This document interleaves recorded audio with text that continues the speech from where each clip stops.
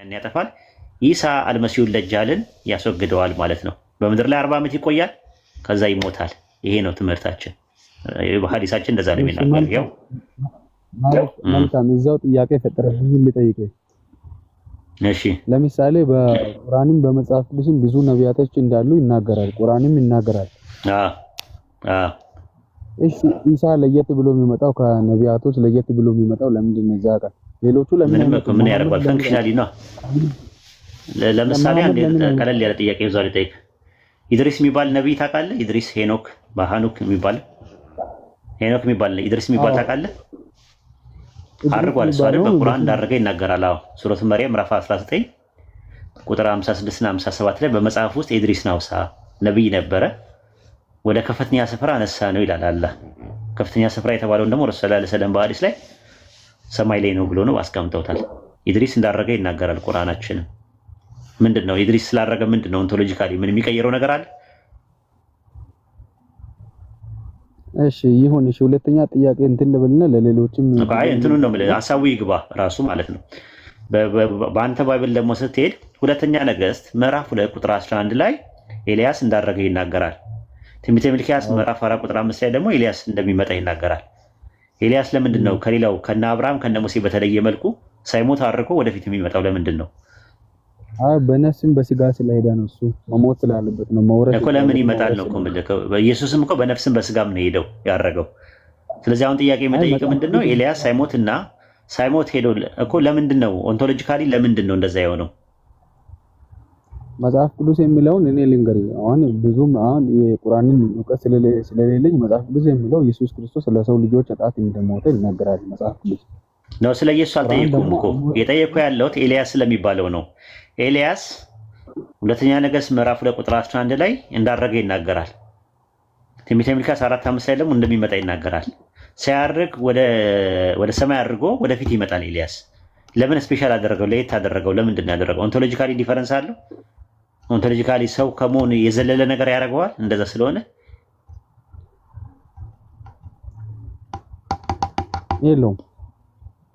የለውም እንደዛ ማለት ነው። ኢሳም በእኛ እንደዛ ወደፊት እኮ ይመጣል። ሲመጣ ይሞታል እኮ ኢሳ በእኛ ትምህርት በምድር ላይ 40 ዓመት ይቆያል፣ ከዛ ይሞታል፣ ሙስሊሞች ይሰግዱበታል ብለዋል። እሺ ይሁን ሌላ ቀን በውስጥም እንትን እላለሁኝ። አሁን የመጨረሻ ጥያቄ ሁለተኛ ጥያቄ ልጠይቅህ። ችግር የለውም። አሁን ለምሳሌ አንተ በቁርአን እስላም በመሆን እምነትህን በደንብ ጠንክረህ ታውቃለህ ማለት ነው። ሶላቶችን ትሰግዳለህ፣ ሁሉ ነገር ታደርጋለህ ማለት ነው። እሺ አሁን መጨረሻ ዘመን ላይ ጀነት ነው ጀሃነም ነው የሚገባው? እሺ እንድታስረዳኝ ይችላል። አሁን ኢንሻአላህ ሙስሊም የሚገባው ጀነት ነው የሚገባው። ሁሉም ይገባል። ሙስሊም የሚገባው ኢንሻአላህ ጀነት ነው የሚገባው። ይገባል። እስከ መጨረሻው ከጸራ ሙስሊም ይገባል። ይገባል። እንደዛ ነው ረሱላህ ሰለላሁ ዐለይሂ ወሰለም እንደዛ ነው ብለው ያስቀመጡት። ሙስሊም እንጂ ሌላ አይገባባትም ብለዋል በሐዲስ ላይ። አንድ አላህም በቁርአን ላይ ተስፋ ሰጥቶናል። ተስፋም ዋስትናም ሰጥቶናል ስለ ጀነት ማለት ነው። ስለ ጀነት በተናገረበት አንቀጽ ላይ ምንድነው ያለው? ራሱ ይገባል እንደምንገባ ተስፋ ሰጥቶናል፣ ዋስትናም ሰጥቶናል አላህ በቁርአን ላይ። አንዳንድ ጥቅሶችን ልስጥ ራሱ ማለት ነውና ሱረቱ መርየም ምዕራፍ 19 ቁጥር 72 ላይ እነዚያ የተጠነቀቁትን እናድናለን ይላል። አላህ ከሚድኑት ያላህ ያድርገን። ሱረቱ ሙጃደላ ምዕራፍ 58 ቁጥር 22 ላይም ያላህ ህዝቦች እነሱ የሚድኑት ናቸው ይላል። እንደሚያድነን አምላካችን አለ ከጀሃነም እንደሚያድነን ብዙ ቦታ የተናገረበት ጥቅስ አለ ራሱ አምላካችን አላህ ማለት ነው። ሌላው ደግሞ ምንድነው ሱረቱ ቀለም ምዕራፍ 68 ቁጥር 34 ላይ ለጥንቁቆቹ በጌታቸው ዘንድ መጠቀሚያ ገነት አላቸው ይላል። ከነዛ ከጣዖትን ከማምለክ የተጠነቀቁት ሰዎች ገነት አለላቸው ብሎ ነው ያስቀመጠው። በሱረቱ ዙሩፍ ምዕራፍ 43 ቁጥር 69 ላይ እነዚያ በአንቀጾቻችን ያመኑ ፍጹም ታዛዦች የነበሩ ገነት ግቡ፣ እናንተም ጥንዶቻችሁም ትደሰታላችሁ ትከብሩም አላችሁ ይባላሉ አለ። ታዛዦች ለሚለው ቃል የገባው ሙስሊሚን ነው የሚለው። አየህ፣ በእነዛ በአንቀጾቻችን ያመኑና ሙስሊሞች የነበሩ ገነት ግቡ ይባላሉ ነው የሚለው አላህ። በጣም የሚገርም ጥቅስ ነው። በሱረቱ ኒሳ ምዕራፍ 4 ቁጥር 1 ላይም እንደዛ ነው። ከወንድም ወይም ከሴትም እርሱ አማኝ ሆኖ ከበጎ ስራዎች አንዳች የሚሰራ ሰው ገነት ይገባሉ ይላል በሱረቱ ጋፊር ምዕራፍ 40 ቁጥር 40 ላይ እርሱ አማኝ ሆኖ ከወንድም ከሴትም በጎ ስራ የሰራ ሰው ገነት ይገባሉ አለ ረሱል ሰለላሁ ዐለይሂ ወሰለም በሐዲስ ላይ እነሆ ጀነት ሙስሊም የሆነች ነፍስ እንጂ ሌላ አይገባበትም ማለት ወደ 20 ጥቅሶች መስጠት እንችላለን አላህ ዋስትና እንደሰጠን ተስፋ እንደሰጠን ማለት ነው ኢንሻአላህ ችግር የለውም እንደዚህ መናገር ራሱ በጣም የሚደንቅ ነው እኔ ብዙ ሙስሊሞች ጋር ኖር ያለኝ እግዚአብሔር ያውቃል ነው አላህ ያውቃል ነው የሚሉት ስማ የነገንማ አላህ ነው የሚያውቀው የነገን አንተ ታውቃለህ የነገን አንተ ታውቃለህ የነገን አንተ ታውቃለህ እስቲ ምንድነው ያልከው አልሰማሁም የነገን አንተ ታውቃለህ ወይ የነገን አንተ ታውቃለህ ወይ የነገን ለምሳሌ አንተ ታውቃለህ በደንብ ነው ኦኬ ነገ ጠዋት ምንድነው የምበለው ቁርስ ምንድነው የምበለው ንገረኝ የነገን ካወቅ ንገረኝ አይ ንገረኝ የእምነት ጉዳይ ነው መንፈሳዊ ዓለም ነው የምናወራው ገባኝ ግን አንድ አማኝ የነበረ ሰው ነገ ባክስላይድ ማድረግ አይችልም በእናንተ እምነት ማለት ባክስላይድ አያደርግም ማለትም እንትን ማለት አይችልም ወይ አንድ አማኝ የነበረው በክርስቶስ ኢየሱስ ያመነ ሰው ነገ ጠዋት መካድ አይችልም ለምሳሌ ነገ ከነገ ወዲያ እስከ መጨረሻው ካልጸና መካድ አይችልም ነገን ሊክድ ይችላል እንግዲህ ሰው ነው እኮ ስለዛ ነው ተመልከት አየህ ማቴዎስ ወንጌል ምዕራፍ 24 ቁጥር 13 ላይ እስከ መጨረሻው የሚጸና እርሱ ምን ይላል እሱን እኮ በአውዱ አላየንም እኮ እስከ መጨረሻው ድረስ ካልጸና ለመዳን ምን ያስፈልገዋል ለመዳን መጽናት ያስፈልገዋል ባይጸናው ለምሳሌ ይኸውልህ ዛሬ አምኖ ከዛ በኋላ አንተን ብሎ የመዳን ተስፋ ነው የሚሰጠው አይደል አንድ ሰው የመዳን ተስፋ ነው የሚሰጠው ዛሬ ላይ ነገ ግን በሱ እጅ አይደለም ያለው ስለዚህ መጽናት ከምንድን ነው የሚድነው እኮ ከምንድን ነው የሚድነው እሺ ከምንድን ነው የሚድነው ከምን ከኃጢአት አሁን ድናል አንተ ከኃጢአት ድናል ኃጢአት አሰራም እሱን ለማስረዳት ጊዜ ስጠኝ አንዴ እሺ ለምሳሌ በደንብ ታውቃለህ ብዬ አስባለሁ ካንተ ጋር መከራከር ደስ አለኝ ያልኩ ለዚህ ነው አሁን ሁሉንም ስለምታውቅ ደስ ብሎኛል ይኸውልህ ኃጢአት ማለት ሁለት አይነት ኃጢአት አለ አንሴስትራል ሲን እና ኦሪጂናል ሲን የሚባሉ ሁለት ኃጢአቶች አሉ አንሴስትራል ማለት ከአዳም ጀምሮ የሰው ልጆች ኃጢአትን እየተወራረሰ የመጣው ኃጢአትን ኢየሱስ ክርስቶስ ደግሞ በመስቀል ላይ ተሰቅሎ ከአባት ጋር ያስታረቀው ኢየሱስ ክርስቶስ ተሰቅሎ ከአብ ጋር ያስታረቀው የዛኔ የተደመሰሰ ኃጢአት አለ አሁን ደግሞ የሰው ልጆች በሰው ልጆች ውስጥ ያለው ደግሞ ወጣ ገባይ ሲሉ በየትኛውም ሲወራ ከሰዎች ጋር ከየትም በቃ ሲሆኑ የሚበድሉበት በደል አለ ማለት ኃጢአት አለ ማለት ሁለቱም ኃጢአት ይባላል እነዛን ደግሞ ያመኑት ንስሐ ይገባሉ ዛሬ ያጠፋሉ ጠዋት ንስሐ ይገባሉ ክርስቶስ ደግሞ ይምራቸዋል ለምን አሁን በአብ ቀኝ ስለሚማልድ ስለነሱ ስለሚጸልይ ወደ እግዚአብሔር ስለሚማልድ እሱ በአብ ቀኝ ስላለ ዮሐንስ ምዕራፍ 2 ቁጥር 1 ላይ አላችሁ ብሎ ይናገራል ማንበብ ትችላለህ ጥቂቱንም ይዘህ ማለት ነው ስለኛ ጠበቃም ይሆን የሚማልድልን አለ ለምን እለት ለሚንሰራው ኃጢአት አሁን ነገ ኃጢአት ጠዋት እኔ ሰርቼ ከዘላለም ሕይወት ጎላለሁ የሚል ነገር የለም ለምን ዲነቴ እዛኔ ተፈጽሟል ኢየሱስ ክርስቶስ እንደግል ያደኝ አድርጌ የእግዚአብሔር ልጅ እንደሆነ እንደሞተ እንደተሰቀለ አሁን ደግሞ እኛን ለመውሰድ ያመኑትን ለመውሰድ ቤተክርስቲያን መጨረሻ ላይ ለመውሰድ ስለሚመጣ በሱ ስላመንኩኝ ነገ ጠዋት ላይ የሚሰራውን ያንን የድካምን ኃጢአት ያስወግድልኛል በምን ንስሐ ስገባ ማርልኝ አጥፍቻለሁ በድያለሁ ሲል ስለኔ ስለሚጠበቃ ስለሆነ አንደኛ ዮሐንስ ምዕራፍ 2 ቁጥር 1 ጀምሮ ያለውን ማንበብ ትችላለህ ያልኩ እሱ ነው ከዛ ኃጢአት ያድነኛል እሱ ኃጢአቴ የመጀመሪያው ተደምስሷል እዛ በመስቀል ላይ ሲሰቀል የዛሬው 2000 ዓመት በመስቀል ላይ ተሰቅሎ በአይሁድ ምድር ላይ አስወግዶልኛል አሁን የሚሰራው ኃጢአት ደግሞ በሱ ስም ይቅርታ ሲጠይቅ እሱ ደግሞ ይምረኛል አባት ጋር ደግሞ ያስታርቀኛል ታውቃለህ ኦኬ አዳምጫለሁ መልስ ሰጣለሁ የአንድ ደቂቃ ስጡኝ አስረስ እስከዛ ድረስ አወራው እመለሳለሁ አንድ ደቂቃ ስጠኝ እሺ ሸሪፍ እሺ ሸሪፍ አለ አቤት አለ ሸሪፍ ዳንዶ ሻፊ ማለት ሻፊ ነው ሻፊ እሺ እኔ የምልህ አንተ ከኃጢአት ነው የዳንከው አዎ ከዘላለም ኃጢአት ድኛለሁ። ኦኬ በጣም ጥሩ። አሁን ብትሞትስ ገነት ትገባለህ? አዎ በቀጥታ። እሺ በጣም ጥሩ። አሁን ብትክድስ ከዘላለም ኃጢአት እንትን ብለሃልና ተሽሮልሃል፣ ኃጢአቱ እንትን ብሎልሃልና አሁን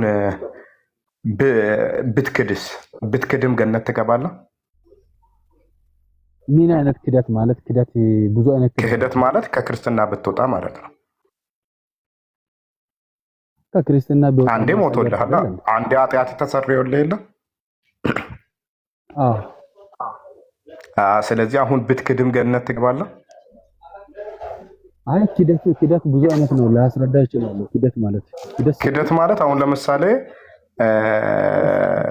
በቃ ከክርስትና ብትወጣ ማለት ነው። አሁን ከክርስትና ብትወጣ ክደት ስንት አይነት ነው? ከክርስትና ብትወጣ ማለት ነው። ከክርስትና ሲወጣማ እንዴት ድነቴን አጣለሁ? እንዴት? ኦኬ ይኸው በቃ ኡስታዝ መጥቷል። ከኡስታዝ ጋር ቀጥል። ኦኬ ሻፊ ከአንተ እንደተረዳሁት ያው ሁለት አይነት ኃጢአቶች አሉ። አንደኛው ኦሪጂናል ሲን የሚባል ነገር ነው፣ ጥንተ አብሶ የሚባለው ወይም ደግሞ የውርስ ኃጢአት የሚባለው ነው። ሁለተኛው ኃጢአት ደግሞ አክቹዋል ሲን ነው። ስለዚህ ክርስቶስ የሞተው ለዛ አክቹዋል ሲን ሳይሆን ለኦሪጂናል ሲን ለሚባለው ስለሞተ አክቹዋል ሲን ለሚባለው ነገር ንስሐ ስገባ የክርስቶስ ኢየሱስ ደም ስላለ በዛ ደም እታጠባለሁ። እሱን አይደል ሐሳብ ተረድቼዋለሁ? አዎ ተረድቼዋለሁ ሐሳብን። የውርስ ኃጢአት ተወግዶልኛል። የውርስ ኃጢአት ክርስቶስ ኢየሱስ በቀራንዮ መስቀል ላይ በከፈለው የቤዛዊ መስዋዕት አማካኝነት ሳልቬሽን አግኝቻለሁ። አሁን ግን በምሰራው አክቹዋል ሲን ወይም ደግሞ የግብር ኃጢአት በምሰራቸው ስራዎች ለዕለት ተዕለት በምሰራው ስራ ንስሐ ገባና የልጅ ክርስቶስ ደም ከኃጢአቱ ሊያነጻል ስለሚል በደሙ አማካኝነት የኃጢአት ስርየት አገኛለሁ ነው ማለት ትምህርቱ። ኦኬ ጥሩ። እስቲ የኃጢአት የሚባለው ነገር የውርስ ኃጢአት የሚባል ነገር እንዳለ መጽሐፍ ቅዱሳዊ ማስረጃ ስጠኝ እስቲ። ዋናው በሽታው ነው፣ ዋናው ከመድኃኒቱ ይልቅ መጀመሪያ እኔ ጨጓራ አሞኝ የኔ ጨጓራ ሳያመኝ የጨጓራ መድኃኒት ብሰጠኝ መጀመሪያ መታመሜን ቼክ ማድረግ አለብኝ። የሚሰራው መድኃኒቱ መቼ ነው? የጨጓራ ህመም ስታመም ነው። ስለዚህ ህመሙ ላይ ነው ዋናው ነገር እናንተ መነጋገር ያለብን። እስቲ የውርስ ኃጢአት ወይም ደግሞ ኦሪጂናል ሲን የሚባል ነገር ወይም ኃጢአት በውርስ ጄኔቲካሊ እንደሚመጣ የሚያሳይ የመጽሐፍ ቅዱስ ማስረጃ ስጠኝ። ጄኔቲካሊ መምጣቱን ያው አንተም ታውቃለህ ብዬ ነው። ጥቅስ ያስፈልጋል። ቢብሊካል የሆነ ኤቪደንስ ነው። አይ ቢብሊካል ኤቪደንስ ስጠኝ እስቲ። በአዳም የተነሳ በዘር ሀረግ ውስጥ ወይም ደግሞ ጄኔቲካሊ ወይም በኔቸር ውስጥ የሚመጣ ነገር ካለ እኛ በኢስላም አስተምሮት ኃጢአት ኔቸር ሳይሆን ነርቸር ነው ብለን የምናምነው። ሰው ኃጢአት የሚሰራው ኃጢአተኛ ስለሆነ ሳይሆን ኃጢአትን ሲተላለፍ ነው ኃጢአተኛ የሚሆነው ብለን ነው የምናምነው።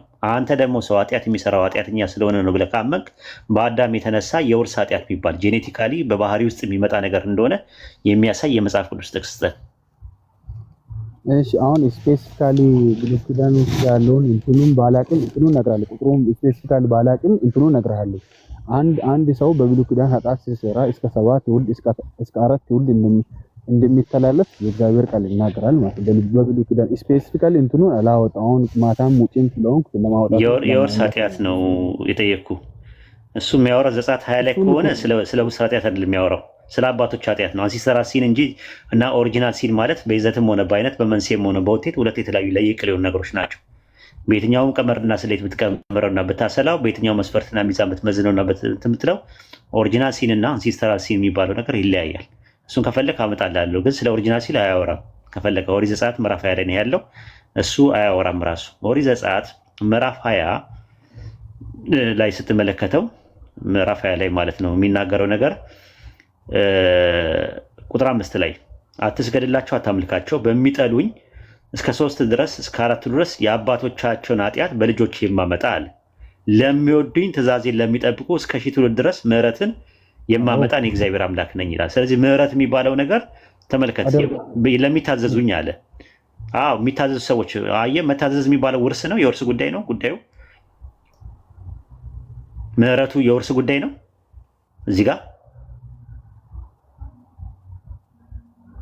አዎ የውርስ ጉዳይ ነው፣ የውርስ ጉዳይ ነው። ምሕረት እግዚአብሔር እኮ ኃጢአት ነው የውርስ ጉዳይ በእናንተ ትምህርት ነው። እዚህ ጋር ምንድን ነው ለሚታዘዙኝ ነው የሚለው እኮ አይደል? እስከ 1000 ትውልድ ድረስ ምምረው ለሚታዘዙኝ ትእዛዜን ለሚጠብቁ አለ። በጄኔሬሽን ውስጥ ትእዛዝ የሚጠብቅ ካለ ምሕረትን እስከ 1000 ትውልድ አድርጋለሁ አለ። በሚያምፁት ደግሞ ባሉት ላይ ደግሞ የአባቶችን ኃጢአት በልጅ የሚያመጣው ሲያምፁ ነው። ካላመፁ ያመጣል ኃጢአቱን የአባቶችን ኃጢአት የተቀጡበትን ቅጣት ወደ ታች። ስለዚህ ይሄ አንሲስተራል ሲን ይባላል። የጠየቁ ጥያቄ ስለ ኦሪጂናል ሲን ነው። የአባቶችን ኃጢአት ነው የአባቶችን ምህረት ነው የሚያመጣው። አባቶችን የማረበትን ምህረት ለልጆቻቸው ሲታዘዙ ይምራቸዋል። ያመፁትን ደግሞ አባቶቻቸውን ፈለግ ተከትለው ሲያምፁ ይቀጣቸዋል። ይሄ ምን ይባላል? አንሲስተራል ሲን ይባላል። እኔ የጠየቁ ጥያቄ ስለ ኦሪጂናል ሲን ነው፣ ስለ ውርስ ኃጢአት ነው። በአዳምና በሔዋን የተነሳ በዘራ ሐረግ ውስጥ ጄኔቲካሊ እና እየመጣ እየተወራረሰ የሚመጣ ኃጢአት አለ ወይ? ባይብል ላይ ይናገራል ወይ? አታገኝም። ባይብል ላይ አታገኝም እኮ። የት አለ? ጥቅስ አምጣ ልንገርህ። እሺ ልንገርህ። ዘፍጥረት ላይ ካፌ እንትኑን እነግራለሁ። ዘፍጥረት ላይ እሺ፣ ዘፍጥረት ስንት? እግዚአብሔር አትብሉ ያለውን ፍሬን ከበሉ በኋላ አረገመም ረግሟል። ምን አለው? ዘፍጥረት 2:17 ላይ ምንድን ነው ያለው? ዘፍጥረት 2:17 ላይ ምን አለው እግዚአብሔር ለአዳም? ዘፍጥረት ላይ አዳምን መልካምና ክፉን ከሚያስታውቅ ዛፍ አትብላ አለው። ከእርሷ ቀን በበላ ቀን ምን ትላለህ አለው? አዎ አትብላ፣ ሞትን ትሞት። በበላ ቀን ምን ትላለህ አለው? ሞትን የሚለው እንኳን ያው ዕብራይስጥና ግሪኩ ላይ የለም፣ አማርኛው ላይ ነው ያለው። እንግሊዝኛውም ላይ የለም። ሞትን ትሞታለህ የሚለው በበላ ቀን ትሞታለህ ይላል። በበላ ቀን ምን አይነት ነው የሚሞተው? ምን አይነት ሞት ነው የሚሞተው? አዳም ምን አይነት ሞት ነው የሚሞተው? ሞትን ትሞታለህ አለው። ምን አይነት ሞት ነው የሞተው በበላው ቀን? በቃ ስለዚህ መንፈሳዊ ሞት የሚባለው ነገር ተመልከት። እንግዲህ አንተ በጣም ጎበዝ ልጅ ነህ ማለት ነው። ስለዚህ ያ መንፈሳዊ ሰው እዛው አዳም ጋር ነው የቀረው። ለምንድን ነው የቀረው ብዬ የምልህ ምክንያቱም በባይብል ላይ ስትመለከተው ምንድን ነው የሚለው? ኃጢአትን የምትሰራ ነፍስ እርሷ ምን ትላለች ይላል? ትሞታለች። ኃጢአትን የማትሰራ ነፍስ ሕዝቅኤል ምዕራፍ 18 ከ18 እስከ 21 ድረስ ምንድን ነው የሚለው? ኃጢአትን የምትሰራ ነፍስ እርሷ ትሞታለች፣ የማትሰራ ነፍስ ግን በሕይወት ትኖራለች አለ። ስለዚህ የአባትን ኃጢአት በልጅ የልጅን ኃጢአት በአባት አላስተላልፍም አለ። አይ መንፈሳዊ ሞት የሚባለው ነገር አንተ ራስህ የምታመጣቸው ነገሮች እንጂ በገዛ ነው። ያዕቆብ ምዕራፍ 1 ቁጥር 14 ላይ እያንዳንዱ በራሱ ምኞት ሲሳብና ሲታለል ምኞት ጸንሳ ኃጢአትን ትወልዳለች አለ። ኃጢአትም ካደገች በኋላ ሞትን ትወልዳለች አለ። ስለዚህ በገዛ ራስህ በገዛ ምኞት ነው ኃጢአት ምንን ትወልዳለች አለ? ሞትን ትወልዳለች አለ። ስፒሪቹዋል ዴዝ መንፈሳዊ ሞት የሚባለው ነገር ትንቢተ ሕዝቅኤል ምዕራፍ 18 ላይ በተጠቀሰው ጥቅስ መሰረት አንተ የምትሞተው ሞት በአዳም የተነሳ አይደለም። አዳም በበላ ቀን የሞተው ሞት ምን አይነት ሞት ነው? መንፈሳዊ ሞት ነው። መንፈሳዊ ሞት ደግሞ ማለት ምንድን ነው? ከአምላክ ጋር መለየት እንጂ ኦሪት ዘፍጥረት 5:3 ላይ አዳም ስንት ዓመት ነው የኖረው ይላል? ስንት ዓመት ነው የኖረው ይላል? አዳም ስንት ዓመት ኖረ ይላል? 100 ስንት ዓመት ኖረ ይላል? አዳም ወደ 930 ዓመት ኖረ ይላል። አዎ ስፒሪቹዋል ዴዝ ነው የሞተው ማለት 930 ዓመት ኖረ። 930 ዓመት ነው የኖረው። ገብተዋል። ስለዛ ነው ያዕቆብ ምዕራፍ 1 ቁጥር 14 ላይ ነገር ግን እያንዳንዱ በራሱ ምኞት ሲሳብና ሲታለል ይፈተናል፣ ከዚያ በኋላ ምኞት ጸንሳ ኃጢአትን ትወልዳለች አለ። ተመልከት፣ እኔ ጋር ነው ያለው። ኔቸር ሳይሆን ነርቸር ነው ያለው። ኃጢአት ካደገች በኋላ ሞትን ትወልዳለች አለ። ኤርሚያስ ምዕራፍ 31 ቁጥር 30 ላይ ነገር ግን ሰው በገዛ በደሉ ይሞታል። መንፈሳዊ ሞት የሚሞተው በገዛ በደሉ ነው። ሕዝቅኤል ምዕራፍ 18 ቁጥር 20 ላይ ኃጢአትን የምትሰራ ነፍስ እርሷ ምን ትላለች? ትሞታለች። ቁጥር 21 ላይ ትእዛዜን ሁሉ ቢጠብቅ ፍርድና ቅንን ነገር ቢያደርግ በሕይወት ትኖራለች እንጂ አትሞትም አለ። ትንቢተ ሕዝቅኤል ምዕራፍ 33 ቁጥር 15 ላይ በሕይወት ትእዛዜ ቢሄድ ኃጢአት ባይሰራ በሕይወት ይኖራል እንጂ አይሞትም አለ። ስለዚህ ሕይወትና ሞት ያለው አካላዊ ሳይሆን መንፈሳዊ ከሆነ አዳም በትእዛዙ ቢሄድ ኃጢአት ባይሰራ በሕይወት ይኖራል እንጂ አይሞትም። ፈጣሪ አንድ ሰው ይሞታል ወይም አይሞትም የሚለው አካላዊ እንዳልሆነ የምታውቀው ትሞታለህ ሲለው አካላዊ አይደለም የሚሞተው ስትመለከተው ማለት ነው። እና ከዛ አንጻር ነው ራሱን የምትለው ነገር። ስለዚህ ዘፍጥረት 2:17 ላይ ያለው በአዳም የተነሳ የውርስ ኃጢአት እንደመጣ የሚያሳይ መረጃም ማስረጃም መሟገቻ ሊሆን አይችልም ነው ምንለው። እና ከዛ አንጻር ነው የሚታየው። ምን አይነት ኢየሱስ ነው እኮ? ኢየሱስ የምትቀበለው እንደ ኢየሱስ ነው ማለት ኢየሱስ የምትቀበለው እንደ ኢየሱስ ነው ወይ እኮ? ኢየሱስ የእግዚአብሔር እኮ ኢየሱስ የምትቀበለው እንደ ኢየሱስ ነው ወይ ነው ካለ፣ ለምሳሌ እኔ ስቀበልህ እንደ አስረስ ነው የምቀበልህ ብል እኔና አስረስ ጋር ልዩነት አለ። እንደማን ነው የምትቀበለው? ኢየሱስን እንደማን ነው ተቀበሉ እያላችሁ የምትሉት? እንደማን ነው የምትቀበሉት ኢየሱስን? ስለዚህ የግል አዳኝ ማን ነው? የግል አዳኝ ማን ነው? ኢየሱስ ክርስቶስ ማን ነው? ማን? ኢየሱስ ነው። ኦኬ ጥሩ። ኢየሱስ ከሆነ ኢየሱስን የምትቀበለው እንደማን ነው? እንደ ግል አዳኝ የሚያድን ነፍስህን የሚያድን እኮ የግል አዳኝ ኢየሱስ ነው አልከኝ እኮ ጨረስን። ኢየሱስን እንደማን አድርጌ ነው የምቀበለው? እንደ ግል አዳኝ እኮ ያ የግል አዳኝ ማን ነው? ኢየሱስ ነው። ስለዚህ ኢየሱስን የምቀበለው እንደ ኢየሱስ ነው። እሺ እንደማን ለመቀበል ነው ያንተ ሐሳብ? እሺ አስረዳኝ እኮ እሱን ነው እኮ እንደምትለው ነገር ሁለት ነው። ኢየሱስ ክህነቱ እንደማን ነው ማለት እንደማን ነው? እንደ አሮን ነው? እንደ መልከ ጼዴቅ ነው? ኤግዛምፕል ነው የምሰጠው። ላስተምር ላሳየህ እኮ ነው። ስህተትን ላሳየህ ነው። ኢየሱስን እንደማን ነው? ክህነቱ እንደማን ነው? ኢየሱስ ክህነቱ እንደማን ነው? እንደ መልከ ጼዴቅ ነው አይደል? ክህነቱ አዎ መልከ ጼዴቅ። ስለዚህ ኢየሱስና መልከ ጼዴቅ የተለያዩ ናቸው አይደለ? እሱ እንደ መልከ ጼዴቅ ሹመት ለዘላለም ካህን ሆኖ ይኖራል እኮ ይላል እኮ። ስለዚህ እንደማን ነው ክህነቱ? እንደ መልከ ጼዴቅ ከአሮን ይበልጣል ይላል እኮ። ስለዚህ መልከ ጼዴቅ ኢየሱስ ነው።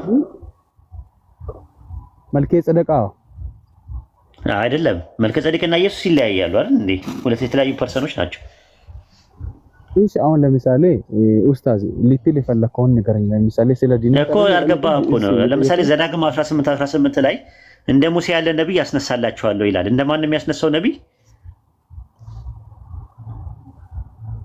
እንደ ሙሴ ያለውማ አሮን ተነሳ እኮ ታውቃለህ አይደል? ገባኝ። አሁን እሱ ችግር የለም። ማን ተነሳ አይደለም ነጥቡ።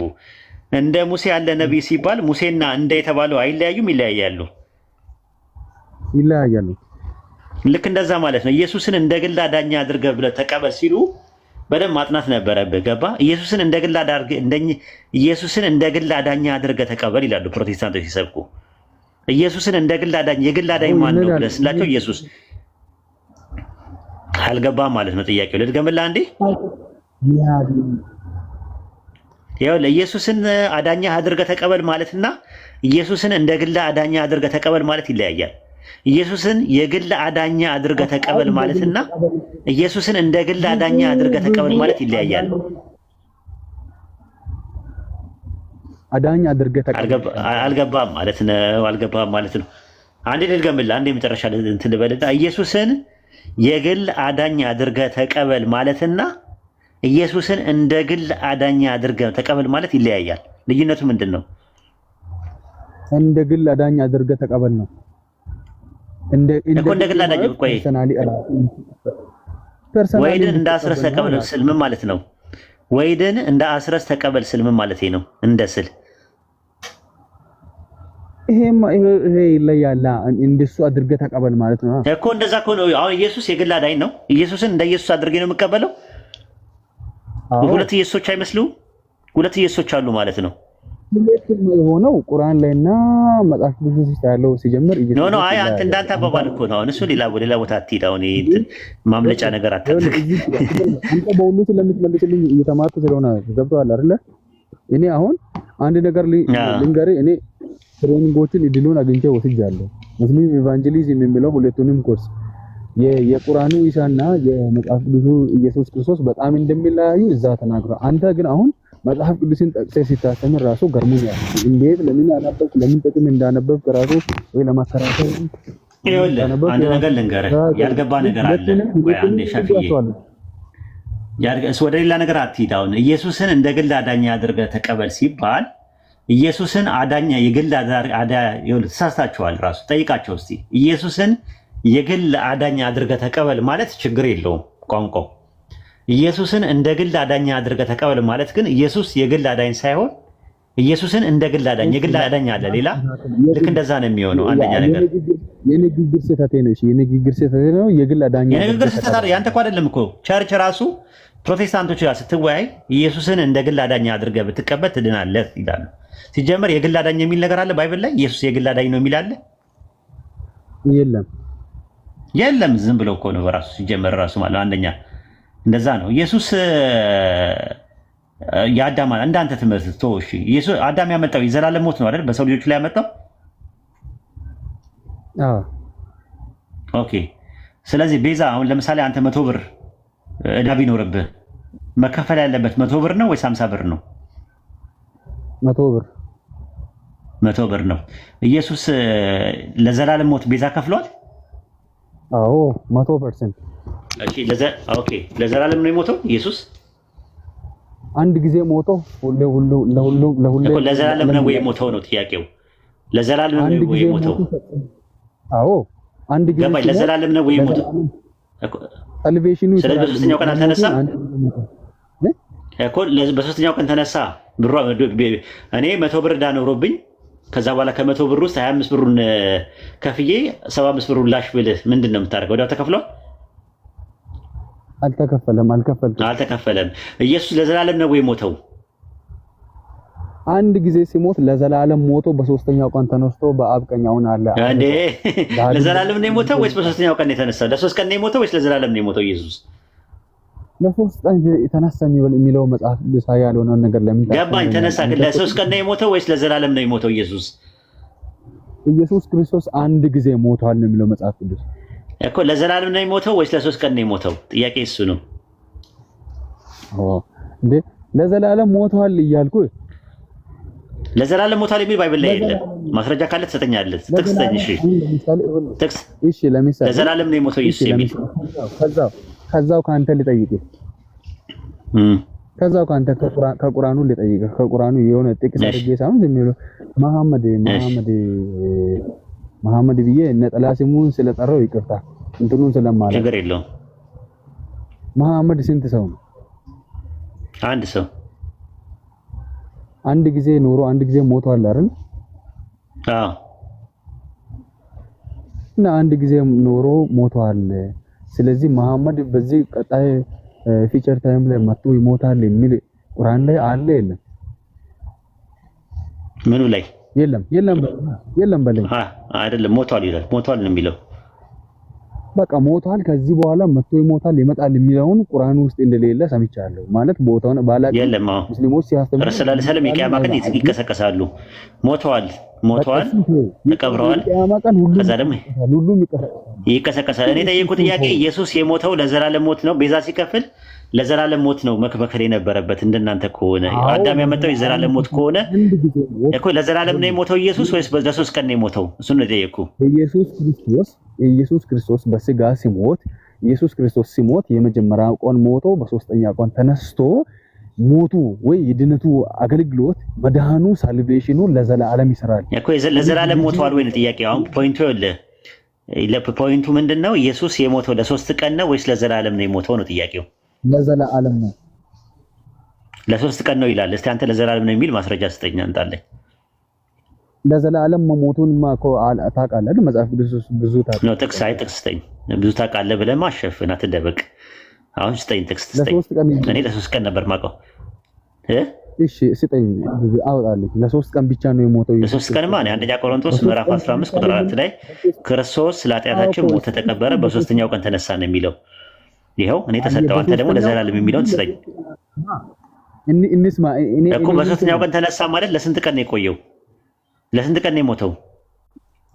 አንተ የሥጋ ቆይታውን ለምን ታያለህ? አንተ የነፍስ የድን ነው። አይ የጠየቁት ጥያቄ ክርስቶስ የሞተው አካላዊ ሞት ነው አይደል? የሞተው በእናንተ ትምህርት ለቤዛው። ስለዚህ ለቤዛው አካላዊ ሞት ከሆነ የሞተው በአካላዊ ሞት የሞተው ለሶስት ቀን ነው ወይስ ለዘላለም ነው የሞተው? ቤዛነቱ ለዘላለም ነው የሚሰራው። ኖ የሞተው ነው ያልኩ። ቤዛው የተከፈለው ለዘላለም ነው ወይስ ለሶስት ቀን ነው የሞተው ኢየሱስ? አዎ ለዘላለም ነው ቤዛው የተከፈለው። ዕዳም የተከፈለው እኮ ስለ ቤዛው አይደለም እኮ። ቤዛው እኮ መከፈል እኮ እንትን ነው። አሁን ቤዛው ምንድነው የተከፈለው ስትለኝ ሞት ነው የተከፈለው። የነበረው ዕዳ ምንድነው? የዘላለም ሞት ነው። ለዘላለም ሞት የዘላለም ሞት የሚባል ነገር አልሞተም። የዘላለም ሞት ሞተዋል ኢየሱስ ነው ወይስ ለሶስት ቀን ነው? ለሶስት ቀን አይደለም። ስለዚህ ለሶስት ቀን ነው። ስለዚህ ለዘላለም ሞተ እኮ። በሶስተኛው ቀንማ ተነሳ እኮ አይደለም። አሁን ኤሌመንተሪ ነገር እኮ ነው እንትን ያለ በቃ ወይ ይብራብ ወይ ራሲ አንብበ አንዴ ኡስታዝ ራሲ በደንብ መጽሐፍ ቅዱስ አንብበ ቦታውን ደርሰ። እኔ በፊት ስላነበብኩ እንትኑን እያየው ነበር። አንተ የምታወራቸው የመጽሐፍ ቅዱስ ጥቅሶች ትክክል ናቸው። ቦታውንም እያየው ነው። ግን አንተ ትርጉም ላይ ሲሰጥ ትርጉም ሲትመልስ እያንሻፈረ ነው። ትርጉም ላይ አይደለም የሰጠው። አንተ ኢየሱስ ለዘላለም ሞቷል የሚጠቅስ ማስረጃ ትሰጠኛለህ? ለሶስት ቀን የሚለውን መልሰጠኝ አንተ። አንደኛ ቆሮንቶስ ላይ ያለው አንደኛ ቆሮንቶስ 15:4 ላይ ክርስቶስ ስለ ኃጢአታችን ሞተ ተቀበረ። በሶስተኛው ቀን እኮ ነው እኮ በሶስተኛው ቀን ሲነሳ ከዛ በፊት ምን ብሏል ማለት ነው? በሶስተኛው ቀን ምን አለ ይላል? ይኸውልህ አማርኛውን በደንብ እንትን አላልከውም። በቃ ወይ አንሻፈሃል ወይ አላልክም። ይኸውልህ አላንሻፈኩትም። እስቲ ንገረኝ አንተ። በሶስተኛው ቀን ተነሳ አይደል ያልከኝ? አሁን ሲታነብ ለሶስት ቀን የሚል መጽሐፍ ልጅ ያለውን ምንም አታወጣም። በሶስተኛው ቀን የተነሳው ከምንድን ነው? ንገረኝ። አይ ችግር የለውም ሻፊ። ከምንድን ነው የተነሳው በሶስተኛው ቀን? ከሞት። ስለዚህ ለሶስት ቀን ምን ውስጥ ነበረ? ሞቶ ነበር አልነበረም? በእናንተ ትምህርት ሞቶ ነበር። ታዲያ ምንድን ነው የምታደርገኝ ሻፊዬ? አንተ ደግሞ ታበዛዋለህ።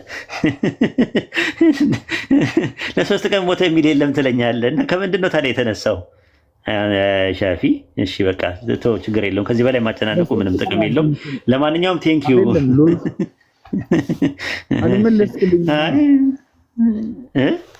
አልመለስክልኝም። ምኑን ያልመለስኩልህ? ምን ጠየቀኝና ነው ያልመለስኩልህ? ምን ጠይቀኝ ነበረ? 3 ቀንና 3 ሌሊት ነው የነበረው በክርስትና ትምህርት ውስጥ። አንተ ደግሞ ኢየሱስ ለዘላለም ሞቷል የሚል ጥቅስ ማስረጃ አምጣ አልኩ። የለም አላመጣልኝም። ኖ የዘላለም ሞት ለዘላለም ሞቷል ወይ ነው ጥያቄ። በአዳም የተነሳ የዘላለም ሞት ስለመጣ ለዘላለም ሞት ቤዛ ልዋጭ ከከፈለ ካሳ ከከፈለ ወይም ደግሞ ዋስ ከሆነ ያ ነገር የሆነው የተከፈለው ነገር እዳው የተከፈለው ተመሳሳይ እዳ ነው ወይ? ተመጣጣኝ ነገር ነው ወይ? አይን ስለ አይን ጥርስ ስለ ጥርስ ይላል ባይብል ላይ። አይን ስለ አይን ጥርስ ስለ ጥርስ ይላል። ህይወት በህይወት ይከፈል ይላል። ከዛ አንፃር ኢየሱስ ለዘላለም ሞት ነው የሞተው። አይ በሶስተኛው ቀን የተነሳው ከተባለ ዋጋው አልተከፈለም ማለት ነው፣ ቤዛው አልተከፈለም። ያን ነበር ፖይንት የነበረው። አይ ቲንክ ሐሳቡ ከብዷል። ይብቃል ለዛሬ። ምን አልከኝ? አይደለም 3 ቀን ነው 3 ቀን አነሰ ነው 3 ቀን ነው ሰነስ ቀን ነው። እኔ ማውቀው 3 ቀን ነው ማውቀው። አንተ ደግሞ ለዘላለም ነው ኢየሱስ የሞተው የሚል ነገር ማስረጃ ስጠኝ። በየቀኑ አንድ ጊዜ ፈጽሟል እኮ ነው። ዕብራውያን 7 አውጣልኝ ይዛው። ለምን ካንተ ጋር ይከራከራለሁ እኮ? እኔ ጠየቁ ጥያቄ ለዘላለም ሞቷል ወይስ አልሞተም ነው። እኔ ዕብራውያን 7 ምን ያደርግልኛል? ለዘላለም ዋጋውን ሞቶ እንደከፈለ ለዘላለም መሆኑን እነግራለሁ። ዕብራውያን 7 እኮ የዘላለም ሞትን የሞተው ወይ ኢየሱስ ነው እኮ ያልኩ። የዘላለም ሞት ነው የሞተው ወይስ ለ3 ቀን ነው የሞተው? እሺ ተክስተኝ። ለዘላለም እንደሞተ እየነገርኩ ጥቂት እየሰጣ ዕብራውያን ምዕራፍ 7 ለዘላለም ሞተ የሚል ነገር አላውቅም። እኔ ሰምቼ አላውቅም። አዲስ ነው እንግዲህ። ለዘላለም ከሞተ ኢየሱስ በሶስተኛው ቀን ተነሳ ከሚለው ጋር ይጋጫል። እስቲ ለዘላለም ሞተ የሚል ተክስተኛው ነው። ምን ላይ ላውጣልህ? ዕብራውያን ስንት ምዕራፍ ስንት? ምዕራፍ 7 አንብብ። ከአንድ ጀምር ዝም ብለህ አንብብ። እኔ ስላልተመቸኝ ኧረ ዝም ብለንማ አናነብም። አታዝገን። ዕብራውያን ምዕራፍ 7 እንደዛማ አናነብልህም። ስንት ላይ ነው የምትፈልገው ጥቅስ? ኖ አይ አታዝገን። ይቅርታ ከይቅርታ ጋር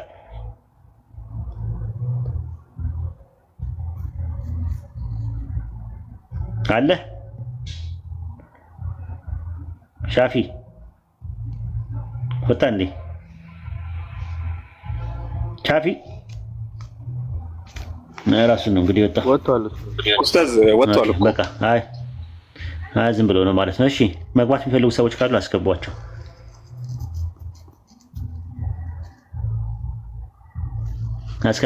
ከስር ሲጽፉ የነበሩ ሰዎች ከነበሩ አስገቧቸው ማለት ነው። አስረሳ አስተያየት የምትሰጠው ነገር አለ? መጨመር የምትፈልገው ነገር አለ? ያው እንትን መጨመረው ነገር የለም፣ ግን ልጁ ትንሽ እርስዎ ባወሩት ነገር ላይ ምንም እየተረዳው ስላልሆነ ነው። እና የመጀመሪያው ምንድነው ጦስና ጥንቡሳስ ይልብኝ አይንካብኝ ካልገባው የታባቱ። እሺ እና ነብዩ መሐመድ አለይሂ ሰላቱ ወሰላም በሐዲሳቸው ምሽካት ላይ በተዘገበው ሐዲስ ቡኻሪ ሐዲስ 33 ላይ ማማታ ወሁወ ያለሙን አነሁ ላ ኢላሃ ኢለላህ ደኸለል ጀና።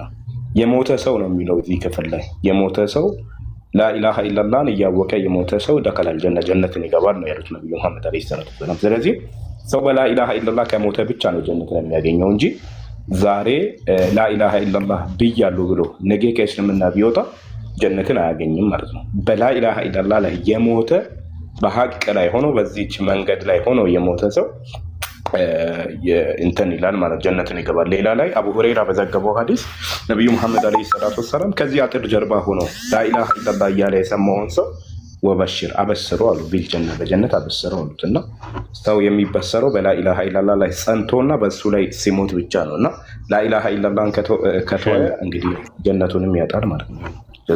እውነት ነው። ግን ኢሴንሻል ሳሊቬሽን እና አክሲዴንሻል ሳሊቬሽን የሚባል ነገር አለ በኢስላም። ፈላ ደሩሪ እና ፈላ ምንድነው ሹሩጢ የሚባል አለ። ታውቃቸዋለህ? አስረስዬ አዲሱ መጽሐፌ ላይ አለ ራሱ ማለት ነው። መጽሐፌ ላይ ማለት ነው። ለምሳሌ ሱረቱ ሙእሚኑን ምዕራፍ 23 ቁጥር 1 ላይ ምን እንደሆነ የሚለው ቀድ አፍለሃል ሙእሚኑን ይላል አይደል? ምዕመናን በረከት ዳኑ ይላል። ከምንድን ነው የዳኑት? ከምንድን ነው የዳኑት? አሁን አንድ ሰው ቢጠየቅ ከምንድን ነው? እስቲ መልሱልኝ ያ ጀማ። ምዕመናን በረከት ዳኑ ይላል አላህ በቁርአን። አስረስ ከኢሳት እሳትማ ወደፊት ነው። ወደፊት እኮ ነው። ጀሃነም ወደፊት ነው። የቂያማ ቀን ነው። እሱማ እንድናለን ነው የሚባለው፣ ዳንን አይባልም። አላህ ግን የሚለው ዳኑ ነው የሚለው። አፍለሃ ማለት ያው እንትን ነው። በአይታቸው እንትን ነው ሙዘከር ማን ነው ሙፍረድ ሆኖ ነው የመጣው። አፍለሃው አይደለም የሚለው አይታችሁት ከሆነ ዳኑ የሚለውን ዳነን የሚለው እንደውም ጭራሹን ሲንጉላሪ አድርጎ ነው አንድ ሙስሊም እንትን የሚለው። ከምንድን ነው የሚድን ነው ብለን ስንል ሱረቱ አሊ ኢምራን ምዕራፍ 3 ቁጥር 103 ላይ ይናገራል። በእሳት ጉድጓድ አፋፍ ላይ ነበራችኋል። አፋፍ ምንድን ነው? አስረስዬ ወደዛ የሚከት ነገር ነው። አፋፉ ምንድን ነው? ኢብኑ አባስ አፋፉ ምንድን ነው አለ ኢብኑ አባስ። አፋፉ ምንድን ነው አለ? ጉድጓዱ አፋፉ ላይ ያለው ወደዛ የሚዳርግህ ነገር ምንድን ነው? ወደ ጀሃነም የሚዳርገው አላህ ከጀሃነም ይጠብቀን። ምንድን ነው አፋፉ? ኩፍር፣ ሽርክ። ኢብኑ አባስ ሌላ ቀጥሉ። ኩፍር፣ ሽርክ፣ ወደዛ ሊዳርግ የሚችል ነገር ኒፋቅ፣ ሶስት አራተኛ ነው የመጨረሻ ቢዳ፣ አራት። እነዚህ ነገሮች ናቸው እና እንደዛ ነው። ከዛ በእሳት ጉድጓድ አፋፍ ላይ ነበራችሁ ከእርሷም አዳናቸዋል። አየሁ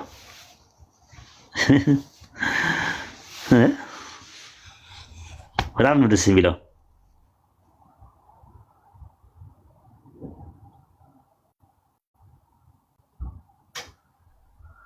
በጣም ነው ደስ የሚለው ማለት ነው። እና እንደዛ ነው። ይሄኛው ነው። ሁለተኛው ደግሞ ሳሊቬሽን ደግሞ የትኛው ነው? ወደፊት ኢንሻአላህ የቂያማ ቀን ሹሩጥ የሚባለው ማለት ነው። ፈላ ሹሩጥ የሚባለው ነገር ነው ኢንሻአላህ። ጀሃነም ራሱ የቂያማ ቀን አሁን ዳንን ማለት አንችልም እሱ ላይ ከሆነ ማለት ነው። እሱ ላይ ደግሞ ምንድን ነው የሚለው አላህ በሱረቱ መርየም ምዕራፍ 19 ቁጥር 72 ላይ እነዚያ የተጠነቀቁትን እናድናለን። ሱረቱ ሙጃደላ ምዕራፍ 58 ቁጥር 2 ላይ ንቁ ያለ ህዝቦች እነሱ የሚድኑት ናቸው። ሁም ሙፍሊሁን ነው የሚለው የሚድኑ ናቸው ብሎ ሱረቱ ዩኑስ ምዕራፍ 10 ቁጥር 103 ላይ እንደዛ ነው። እነዛ መልእክተኞቻችንና እነዚህ ያመኑትን እናድናለን ነው የሚለው። እናድናለን በሱረቱ አዕራፍ ምዕራፍ 7 ቁጥር 157 ላይ እንደዛ ነው። ከእርሱ ጋር የተወረደውን ብርሃን የተከተሉ እነሱ የሚድኑት ናቸው። ሁሙል ሙፍሊሁን ወደፊት ያለው ማለት ነው። እና እንደዚህ የመዳን ትምህርት እኛ ጋር እንትን ነው፣ ደማቅ አዋጅ ነው፣ ቦልድ ክሌም ነው እኛ ጋር ስለምናገር ያለው እና በጣም ደስ የሚል ነገር ነው ያልከው ማለት ነው። የሞተ ጀነት ገባ ብለው ያሉት እንደዛ ነው። ላኢላሃ ኢለላህ ብሎ ያለ እንዲህ አይነት ትምህርት የትም ቦታ አያገኙም። አስረስ ሰምተህ ታውቃለህ? እንደዚህ አይነት እዛ ክርስቲያን በነበርንበት ሰዓት ላይ የለም። ግን ኢየሱስ ያድናል ብሎ ሲመጣ ጥያቄ ነው የሚፈጠርበት። ዝም ብለህ ከምን ያድናል? መልስ የለም። ከኃጢአት አሰራም ወይ? እሰራለሁ። ከሞት አትሞትም ወይ? እሞታለሁ። ከገሃነም ስለዚህ ድናል ወይስ ትድናለህ? ድኛለሁ። ገሃነም እኮ ወደፊት ነው ገና ያለው። ምኑን ነው የዳንከው? ከምንድን ነው የዳንከው? አይን ፈጠጥ ጥርስ ገጥጥ የለም። አንድ ሰው ደፍሮ ስለ መዳን ጉዳይ ላይ ከሙስሊም ጋር ቀና ብሎ የሚወያይ ሰው የለም። በመዳን ዙሪያ ላይ የለም። ይኸው መድረኩ ክፍት ነው። እስቲ ክርስቲያኖች ካላችሁ ትሰማላችሁ፣ ተደብቃችሁ ትሰማላችሁ። ከዛ ቤት ከፍታችሁ ለቅሶ ትቀመጣላችሁ። ለቅሶ ከምትቀመጡ ይኸው ሰርጉ እዚያ አለ፣ ሚዜዎቹ ሁላ አሉ፣ ታጀቡ፣ ድግሱ አለ። ኮርማው ምናምን ነገር ስቡላ አለ ምናምን ማዳ አለ። በደንብ መብላት ትችላላችሁ። እና ይሄን ነው የምንለው። አይ ቲንክ ጥያቄ መጠየቅ ልጆች ካላችሁ እንትን በሉ። እስኪ ሀኒ የተወሰነ ምንም ደስ ያመጣልኝ አይደለም። ሶቅራጥስም አለ። ኡስታዝ ሰላም አለይኩም። ወአለይኩም አሰላም ወራህመቱላሂ ወበረካቱ። የሆነ ጥያቄ ነበረኝ። እሺ ጠይቅ። ከአንድ ከክርስቲያን ወገኔ ጋር እያወራው ነበርና ስለ ቁርአን ጠይቆኝ የቁርአንን አላህ ሱብሓነሁ ወተዓላ እኔ ነኝ የምጠብቀው ብሏል። እሱም በሂፍዝ ቁርአን በቃል በያዙ ሰዎች ላይ ይጠብቀዋል ማለት ነው ምናምን ብዬ ሳስረዳው ተውራትና ኢንጂል የእሱ ከሆነ ለምን እሱን አልጠበቀውም ብሎ ጠየቀኝና እሱ የአላህ ሂክማና ጥበብ ነው አልኩት። ምናልባት እንደው ሌላ ነገር ሊኖር ይችላል። ምን ትዝ አለኝ መሰለኝ ከታ ሲከራከሩ እንትን ጆቫ ዊትነስና ኦርቶዶክስ ሲከራከሩ አዳም ሰማይ ላይ ነበረ፣ ከዛ ኃጢአት ሲሰራ ምድር ላይ ወደቀ ሲለው ይሄ እንዴት ሊሆን ይችላል ሲለው ለእግዚአብሔር ምን ይሳነዋል አሉ። እና ያለ ሂክማማ አይሆንም ራሱ ማለት ምክንያት አለው። እሺ አብሽር፣ ጥያቄን ጨርስ። አስቆይ ነው መርሃባ። ይሄ ነው ጥያቄ ኡስታዝ። እንደዛ አይደለ? አንተ ሱረቱ ቂያማ ምዕራፍ 75 ቁጥር 17 ላይ ያለውን ጥቅስ ጠቀስክለት ማለት ነው። ኢነ አለይና ጀማአሁ ወቁርአና የሚለው ጥቅስ አለ። ቁርአንን ካነበብከው በኋላ በልብ ውስጥ መሰብሰብና ማንበቡ በእኛ ላይ ነው አለ። ከዛ በኋላ ባነበብከው ጊዜ ከዛ በኋላ መሰብሰቡ ካለቀ በኋላ በእኛ ላይ ነው አለ ራስ። ስለዚህ አላህ ነው በልብ ላይ የሚሰበስበው። ሱረቱ ሂጅር ምዕራፍ 15 ቁጥር 9 ላይም እንደዛ ነው። ቁርአንን እኛ አወረድን ነው፣ እኛ ለእርሱ ጠባቂዎች ነን። ወኢና ለሁ ለሐፊዙን አለ፣ እኛ ለእርሱ ጠባቂዎች ነን አለ። ስለዚህ ቁርአንን ሚሞራይዝድ ማድረግ የሚፈልግ ሰው ካለ ሚሞራይዝድ ያድርግ ብሎ ሱረቱ ቀመር ምዕራፍ 54 ቁጥር 17 ላይ ተናግሯል። ራሱ ቁርአንን በቃላችሁ እንድታስታውሱት አገራ ነው። ከዛ በኋላ አስተዋሽ የት አለ ይላል። ሚሞራይዘር የሚያደርገው የት አለ? ፋል ሙደኪር ይላል። የት አለ ሙደኪር? የት አለ ሚሞራይዘር? የት አለ ብሎ ጥያቄ ይጠይቀናል። ስለዚህ ይሄ ነው የኛ ትምህርታችን ማለት። ታዲያ እንደዛ ከሆነ ሌሎቹንስ ከተባለ ለምንድን ነው ሲባል አንድ ነቢይ ሲመጣ ሌላ ነቢይ ይነሳል። በየጊዜው ነቢያቶች ይመጣሉ። ስለዚህ ምንድን ነው የሚያደርገው? አላህ የበፊቱ መጽሐፍ ቢበረዝ እንኳን ሌላ ነቢይ ያስተካክለዋል። ከረሱል ሰለላሁ ዐለይሂ ወሰለም በኋላ ግን የሚመጣ ነቢይ፣ የሚላክ መልእክተኛ፣ የሚወርድ መጽሐፍ አለ። ሱረቱል አሕዛብ ምዕራፍ 33 ቁጥር 40 ላይ ባለው ጥቅስ መሰረት ዋንጋድ የለም። ተመልከት። ከዛ በፊት የነበሩ መጽሐፍቶችን ኃላፊነት የተሰጠው ለማን ነው? ለሰዎች ነው። የቱ ጋር ታገኘዋለህ? ሱረቱ ማይዳ ምዕራፍ 5 ቁጥር 44 ላይ ታገኛለህ። የአላህን መጽሐፍ እንዲጠብቁ በተደረጉት ላይ ይላል። ስለዚህ ኃላፊነት የተሰጠው ለማን ነው? እንዲጠብቁት ያደረገው ለሰዎች ነበር ኃላፊነት የሰጠው። አሁን ግን ለሰዎች ኃላፊነት አይሰጥም። ለምን? ለሰዎች ኃላፊነት ሰጥቷቸው ኃላፊነቱን ቢወጡ ሌላ ነብይ ይመጣና ምን ያደርገዋል? ያስተካክለዋል። አሁን ግን ከረሱል ሰለላሁ ዐለይሂ ወሰለም በኋላ የሚመጣ ነብይ፣ የሚወርድ መጽሐፍ፣ የሚላክ መልእክተኛ ስለሌለ አላህ ኃላፊነቱን ወሰደና ቁርአንን እኛ ወረድ ነው፣ እኛ ለእርሱ ምኖቹ ነን፣ እኛ ለእርሱ ጠባቂዎች ነን። ወኢና ለሁ ለእርሱ ለማለት ቁርአን ለሁ የሚለው ነገር ዚክር በሚለው ይመጣ ተክቶ ይመጣ። ዚክር የሚለው ደግሞ ቁጥር 6 ላይ አንተ ዚክር የተወረደልህ ወይ አንተ ቁርአን የተወረደልህ የተባለ ለረሱል ሰለላሁ ዐለይሂ ወሰለም። ከዚህ አንፃር ማየት ትችላለህ ማለት ነው። ያልገባ ነገር አለ እዚህ ጋር? አይ ግልጽ ነው ኡስታዝ ጀዛከላህ። ምክንያቱም ግልጽ የሆነ ምክንያት ነው ያለው ራሱ ማለት ነው። ከዛ በኋላ ደግሞ ሱረቱል ፉሲላት ምዕራፍ 41 ቁጥር 42 ላይ ከፊቱም ከኋላውም ውሸት አይመጣበትም ማለት። ግን የመጽሐፉ ሰዎች ግን ምን አድርገዋል? እውነትን ከሐሰት ቀላቅለዋል። ሱረቱ አሊ ኢምራን ምዕራፍ 3 ቁጥር 71 ላይ እናንተ የመጽሐፉ ሰዎች እውነትን በውሸት ለምንድን ነው የምትቀላቀሉት አለ። ምን ብለው ቀላቀሉ? ሱረቱ በቀራ ምዕራፍ 2 ቁጥር 75 ላይ የአላህን ንግግር ከተረዱት በኋላ እያወቁ የሚበርዙ ሲሆን ማመናቸውን ትከጅላላችሁን አለ። ከዛ ቁጥር 79 ላይ መጽሐፍን በእጆቻቸው ለሚጽፉ ከአላህ ዘንድ ዝገን ሳይሆን ከአላህ ደግሞ ለሚወየላቸዋል በላዩ ላይ ጨመሩበት። ከዛ በኋላ ምን እውነትን በውሸት ቀላቀሉ። ቁርአን ላይ ግን ሲሆን ግን ራሱ ስለሚጠብቀው ምን አለ? ከፊቱም ከኋላውም ውሸት አይመጣበትም ማለት። ከዓለማቱ ጌታ የተወረደ ነው፣ አውርዶ ደግሞ ራሱ ይጠብቀዋል። ለምን? ከዚህ በኋላ የሚመጣ ነብይ የለም የሚያስተካክለው። የመጨረሻ ኪዳን ነው ቁርአን። ከዛ አንፃር ነው። መርሃባ አላህ ያቆያችሁ። በጣም አመሰግናለሁ። እሺ ምንም ችግር የለም። ሀኒ እንግዳ ገብቷል። ሀኒ እሺ ኡስታዝ በቃ ሰላም አለይኩም። እንቅልፍ የመጣል ለተኛ። እሺ ወአለይኩም ሰላም ወራህመቱላሂ ወበረካቱህ። አላህ ይጠብቅ።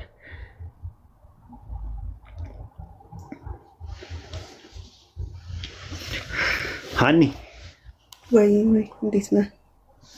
ሰላም ነው አለሁ እግዚአብሔር ይመስገን። ሙስሊም ወይስ ክርስቲያን? ኦርቶዶክስ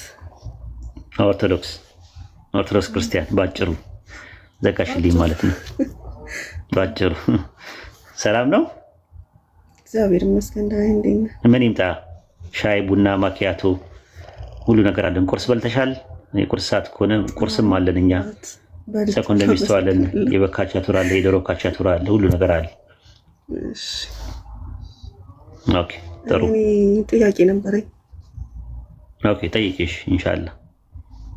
እሺ እና እንትን ሁሱ ቤት እና ኢብራሂም ቤት አንዴ ገብቼ አውርቼ ነበርና የዛን ታይም ብዙ ሙስሊሞች ምናምን ስለ እስልምና ነበር የጠየቁት እና ብዙ ሸራቁልኝ ነበረ ያንተን ላይብሪ ካርዶች ምናምን ማለት ነው። እና አንድም ያንተን መጽሐፍ ሰጠኝ የተደበቀ እውነት የሚለው ኦኬ። እና እዛ ላይ ሳነብ የነብዩ መሐመድ መምጣት የተደበቀ ነው እና እንደዚህ የሚል ጥቅሶች አሉ። አነበብሽ ሙሉ መጽሐፉን? አዎ አነበብኩት። ኦኬ እሺ። እና በጣም ግራ ስለተጋባሁ ነው እኮ መጽሐፉን ስታነቢው ጥያቄ የፈጠረብሽ ነገር ካለ ጥያቄውን አቅርቢውና ኢንሻአላህ እንትልሻለሁ፣ አስረዳሻለሁ። በእናንተ መጽሐፍ ተተንብዮአል የነብያችን መምጣት። አዎ እና ገብቼም ሳየው አንዳንድ ነገሮች አሉ የሚገልጽ ነገር ማለት ነው። አዎ የተወሰነ ቅሪት ነገር አለው፣ የሆነ ጭላንጭል ነገር አለው ማለት ነው። አዎ እሺ። እና ሞር እንትን እንድትልልኝ ስለፈለኩኝ ነው፣ ግልጽ እንድታረግልኝ ማለት ግራ ስለተጋባሁ ነው። መጽሐፉ በቂ ነው ብዬ ነው የማስበው። እዛ ላይ ግን መጽሐፉ ላይ ጥያቄ ካለሽ አብራራልሻለሁ ማለት ነው፣ የበለጠ ማለት ነው። ያልገባሽ ነገር ካለ መጽሐፉ ላይ ግልጽ ያልሆነ ነገር ካለ ኦርቶዶክስ መጽሐፍ ላይ ማለት እኛ መጽሐፍ ላይ የሌላ እምነት እንደዚህ ይመጣል እንደዚህ ነው ብሎ እንዴት ሊገለጽ ቻለ ነው። እና ከምን አንግል ነው አንተ እዛ ላይ ትንቢትና ገለጽከው? ትንቢቶች የቃላት ስዕል ናቸው አይደለ? ትንቢት ሲሆኑ በትንቢት ደረጃ ነው የሚቀመጡት። ለምሳሌ ዮሐንስ ወንጌል ምዕራፍ 1 ቁጥር 19 ላይ 3 ሰዎች እንደሚመጡ ይናገራል። መተው ጥያቄ ጠየቁት። ከዛ ጥያቄ ጠየቁት፣ ለምንድን ነው አንተ ማን ነህ ሲሉት እኔ ክርስቶስ አይደለሁም አለ። እንግዲያውስ አንተ ማን ኤልያስ ነህን ሲሉት አይደለሁም አለ። ነብዩ ነህን ሲሉት አይደለሁም አለ። ስለዚህ አንተ ኤልያስ ወይ ነብዩ ወይ ደግሞ ክርስቶስ ካልሆንክ ለምንድን ነው የምታጠምቀው ብለው አሉት። 3 ሰዎች ይጠብቁ ነበር። እንደምትመለከችው ኤልያስ እንደሚመጣ ትንቢተ ሚልክያስ ምዕራፍ 4 ቁጥር 5 ላይ አለ። ከዛ ሁለተኛው ደግሞ የሚጠበቀው ማን ነው? መሲሁ ነው፣ ክርስቶስ ነው። ክርስቶስ እንደሚመጣ ደግሞ መዝሙረ ዳዊት ምዕራፍ 2 ቁጥር 1 ላይ ይናገራል፣ ቁጥር 2 ላይ ይናገራል። ከዛ ሶስተኛው የሚጠበቀው ደግሞ ነብዩ ነው። ነብዩ ተብሎ የተባለው ዘዳግም 18 ላይ ያለው ነብይ ነው። ስለዚህ 3 የሚጠበቁ ሰዎች ነበሩ ነው። ኤልያስ፣ ዮሐንስ ሆኖ መጥምቁ ዮሐንስ በኤልያስ መንፈስ እንደተነሳ ሉቃስ 1:17 ማቴዎስ 11:14 ማቴዎስ 9 ከቁጥር 9 እስከ 13 ይናገራል። መሲሁ ኢየሱስ እንደሆነ ሐዋርያ ሥራ 5:42 ላይ ይናገራል። ሐዋርያ ሥራ 17:3 ላይ የተለያየ ጥቅሶች ላይ ኢየሱስ መሲህ እንደሆነ ወይም ክርስቶስ እንደሆነ ይናገራል። አሁን ሶስተኛው ማን ነው ነው? ነብዩ የተባለው ማን ነው ነው ጥያቄው የነበረው። ከዛ አንጻር ነው ራሱ እኛ እንትን የምንለው ማለት ነው። ቁርአን ላይ በሚናገርበት ሰዓት ላይ ሱረቱል አዕራፍ ምዕራፍ 7 ቁጥር 157 ላይ በተውራትና በኢንጂል ሜንሽን ተደርጎ ያለ ነው የሚለው። የማይጽፍና የማያነብ መልእክተኛ ተብሎ ነው የተቀመጠው ረሱል ሰለላሁ ዐለይሂ ወሰለም። ስለዚህ በተውራትና በኢንጂል ስለሳቸው መምጣት በትንቢት ደረጃ ተነግሮ እንደነበረ ይናገራል። ሱረቱ በቀራ ምዕራፍ 2 ቁጥር 146 ላይ ደግሞ እነዛ መጽሐፍን የሰጣቸው ወንዶች ልጆቻቸው እንደሚያውቁት መሐመድን ያውቁታልና ይላል። ስለዚህ በተውራትና በኢንጂል ስለሳቸው በኦሪጂናል ቅርጽ ተነግሮ እንደነበረ በኋላ ላይ ግን ያንን እውነት እንደደበቁት ይናገራል። ሱረቱ አሊ ኢምራን ምዕራፍ 3 ቁጥር 71 ላይ እናንተ የመጽሐፉ ሰዎች ሆይ እውነትን በውሸት ለምን ትቀላቀላላችሁ? እውነትን እያወቃችሁ ለምን ትደብቃላችሁ ነው የሚለው። ምንድን ነው የደበቁት ስንል ሱረቱ በቀራ ምዕራፍ 2 ቁጥር 146 ላይ እውነትን እያወቁ የደበቁት ወንዶች ልጆቻቸው እንደሚያውቁ መሐመድን ያውቁታልና ስለሳቸው መምጣት የተነገረ ነገር አለ። ለዛ ነው እዛ ጋር ታሪኩ ላይ ሳወራሽ አይሁዶች የሚጠብቁት የነበረው 3 ሰዎች ነበሩ። ክርስቲያኖች ደግሞ ሲጠብቁ የነበሩት አጽናኙ የተባለው ፓራክሊቶስ የሚለው ነብይ በሚል ይመጣ እንደነበረ ማስረጃ አስቀምጫለሁ ማለት ነው። ማስረጃ ብቻ አይደለም፣ የፕሮቴስታንትና የካቶሊክ ስኮላሮች በዚህ ዙሪያ ላይ ምን እንዳሉ የሆነ የሚጠበቅ ነብይ ነበር የሚጠበቀው። በኋላ ላይ ነው በታሪክ ውስጥ ከመንፈስ ቅዱስ ጋር የተምታታው ከመንፈስ ቅዱስ ጋር የተደባለቀው ብለው አስቀምጠዋል ማለት ነው። እና መጽሐፉን ደጋግመሽ በደንብ ይዩ፣ ራሱ ይጠቅምሻል ራሱ ማለት ነው። እና እዛ ላይ መጽሐፉ ላይ ሀሳቡ ትክክል አይደለም ልክ አይደለም ብለሽ ካሰብሽ እዛ ላይ አንበበሽው ጥያቄ ከፈጠረብሽ እኔ ጋር ነይና በደንብ እንማማራለን ኢንሻአላህ። እሺ ሌላ ጥያቄ ያለሽ? አዎ ሌላ ጥያቄም አለኝ። የሆነ ኢየሱስ ፍጡር አምልካችሁ ጀነትን መግባት ነው ገነት መግባት እንዳታስቡ ብቻ ይሄ መጽሐፍን በጣም ግራ ስጋባ ነው ይሄ መጽሐፍ ሰው የሰጠኝና ሳነበውም ዮሐንስ ወንጌል ላይ 16 ራሱ እዛ ላይም ነብይ ነው የሚል አለ እና ያው መጽሐፍ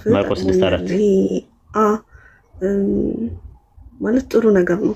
እዛ ላይ ያለው ነገርም የተደበቀ ነገር ነው። እቺ ቃላት ብዙ ሰዎችን እቀይራለች፣ ብዙ ሰው እንዲሰልሙ ምክንያት ሆናለች። ሰውና ፍጡር አምልካችሁ ጀነትን እንዳታስቧት ብያለሁ እና ብዙ ልጆች ምንድነው ጥያቄ እየፈጠረ እንቅልፍ መተኛት አልቻለም ምናምን አሉ። ድንግል ማርያም ማፀን ውስጥ ጽንስ አለ አይደለ? ሉቃስ ወንጌል 1:31 ላይ ጽንስ አለ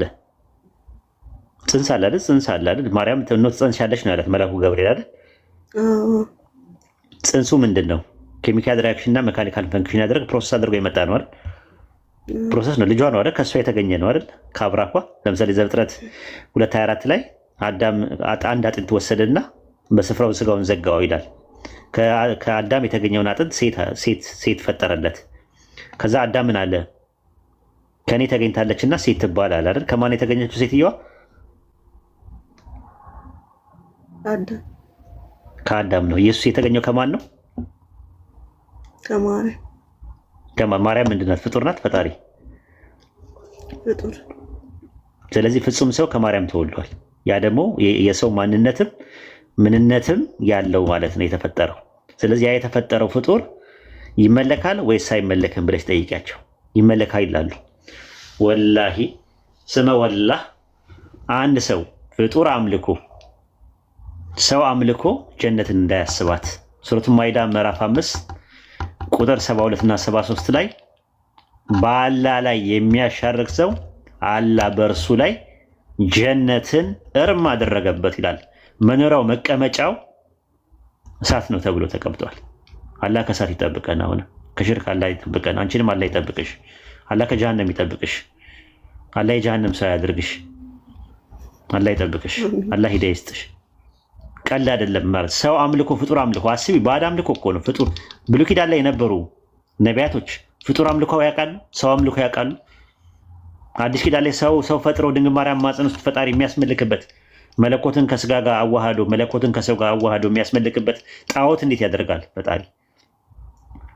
እንዴት ነው የሚሆነው? ራሱ ማለት ከኔ በቀር ሌላ አምላክ አታምልክ እያለ እየተናገረ ተመልሶ ደግሞ በአንድ ወቅት ድንግል ማርያም ማፀን ውስጥ የሆነ ሰው ፈጥሮ ያንን የሰው የፈጠረውን ሰው በእጅ አዙር አምልኩ ጣዖት እየከለከለ በላይ በሰማይ በታች በምድር የማንኛውም የተቀረጸ ምስል አታድርግ አትስገድ እያለ ፍጡር እንዴት ያመልካሉ ሰዎች ድንግል ማርያም ማፀን ውስጥ? ታዩ የነ መላእክት የነ ምናምን ደግሞ ታዩ ራሱ በግሳንግሱን ልነግርሽ አልችልም። ራሱ ማርያም በሌለችበት ምን በለ ሉቃስ ወንጌል ምዕራፍ 2 የተመለከቻል። ልጇ ጠፍቶባት ልታገኘው አልቻለችም። ማርያም ልጇ ጠፍቶባት የገዛ ልጇ ጠፍቶባት ቁጥር 44 ላይ ሉቃስ 2:44 ላይ ስትመለከቱ ጠፋባት፣ የትም አላገኘችው። እኔና አባት እኮ ስንፈልግ ነበር። የገዛ ልጇ ጠፍቶባት ማግኘት ያልቻለች ሴት ይቅርታ አድርጊልኝ፣ እኔ የምጸልየውን ጸሎት ልሰማ አልችልም ማርያም። ሰዎች ግን ዛሬ ወደ ማርያም ይጸልያሉ። ማርያም ወይ እንዲያርግልኝ ከልጅሽ አስታርቂን፣ ሳሊ ለነ ቅድስት ሆይ ለምኝልን እያሉ ውዳሴ ማርያም ላይ ቀን ከሌሊት ሲደግሙ ታያቸዋለሽ። በመላው ዓለም ላይ የሚገኙ አንዱ ኢትዮጵያ ውስጥ፣ አንዱ ሳውዲ አረቢያ፣ አንዱ ዱባይ፣ አንዱ እንትን ምንድነው አሜሪካ፣ አንዱ አውሮፓ ምናምን። ማርያም መለኮት አይደለችም። ሁሉን ነገር መስማት፣ ሁሉን ነገር ማየት፣ ሁሉን ነገር ማወቅ የሚችለው የሁሉ ነገር ችሎታ ያለው አንድ አምላክ መለኮት ብቻ ነው። መለኮት ራሱን ለፍጡራኖች አያሻርክም፣ አያጋራም። መለኮት ራሱን ማያሻርክ ከሆነ ድንግል ማርያም እንደዚህ አይነት ነገር እንደተሰጣት ማስረጃ ከመጽሐፋችሁ ላይ ከሌለ ድንግል ማርያም ጋር እየለመናችኋት ማርያምን እየተማጸናችኋት ወላሂ ጀነት እንዳታስቡት። ኦርቶዶክሶች እና ካቶሊኮች ወላሂ እንዳታስቡት፣ ስመ ወላ እንዳታስቡት። ፕሮቴስታንት ደግሞ ማርያምን አናመልክም ማርያምን አንጠራም ምናምን የምትሉ ፕሮቴስታንቶች ደግሞ ፍጡር እያመለካችሁ ሰው እያመለካችሁ ጀነትን እንዳታስቧት። በእናንተ ላይ እርም ነው ጀነት። ስለዚህ በጊዜ ቶሎ ብላችሁ በንስሐ ወደ አላህ ተመለሱ። የዓለማቱ ጌታ በአንድነቱ ላይ ሁለትነት ሶስትነት የሌለበትን፣ በሕያውነቱ ላይ ሞት የሌለበት፣ በአምላክነቱ ላይ ሰውነት የሌለበት፣ በጥበቃው ላይ እንቅልፍ የሌለበት፣ በጌትነቱ ላይ ባርነት የሌለበት፣ በኃያሉነቱ ላይ ድካም የሌለበት፣ በጥበቃው ላይ እንቅልፍ የሌለበትን አንድ አምላክ እንድታመልኩ ጥሪያችን ነው። ይሄ ነው የኛ ትምህርታችን። የአምልኮ ሀቅ የሚገባው እሱ ነው፣ የፈጠረ ብቻ። ያልፈጠረ አካል የተፈጠረ አካል ሊመለክ አይገባው። ፊሽካው ተነፋ። ይሄ ነው ትምህርታችን ማለት ነው። ብዙ ሰዎች ይሄንን በተናገርኩት ነገር እንቅልፍ መተኛት አልቻልንም፣ ረበሸን የተናገርከው ነገር። ከዛ በኋላ እንቅልፋትን 2 ወር 3 ወር ቆይተን ነው የሰለም ነው ብለው የሰለሙ ብዙ ሰዎች ሰልመዋል። በዚህ ንግግሬ ብዙዎች ራስ መታት እንደሆነባቸው ተናግረዋል። እውነት ነው። ዋጡት። ይሄ እውነት ነው። እኔ የመጣሁትም ዳኢ ነኝ። ሰዎችን ወደ አላህ የምጠራ ሰው ነኝ። ወደ አላህ ነው የምንጠራው እኛ ሙስሊሞች። እዚህ ቁጭ ያለ ነው እናንተን ለማዳን ነው፣ ለማሳረፍ ነው የመጣ ነው። ስለዚህ ይሄን ነው የሚመስለው። እንግዲህ አላህ ከሳት ይጠብቅሽ። እንግዲህ ይሄን ይመስላል። ኢንሻአላህ እንዳሰልሚ የያዘሽን ነገር ቀስ ብለሽ ረጋ ብለሽ ካላህ ጋር ጨርሺ። እኔ ያው መጫን አይፈቀድም። ሱረቱል በቀራ ምዕራፍ 2 ቁጥር 256 ላይ በሃይማኖት ማስገደድ የለም፣ ቅኑ መንገድ ከጠማማው ተገለጠ። በጣዖት የሚክድና በአላህ የሚያምን ሰው መልካም ገመድን መልካም ዘለበትን ጨበጣ አለ፣ ያዛል። ትልቅ ነገር ነው ራሱ ማለት ነው። የመዳንሽን ላኢላሃ ኢለላህ የሚለው ገመድ ነው።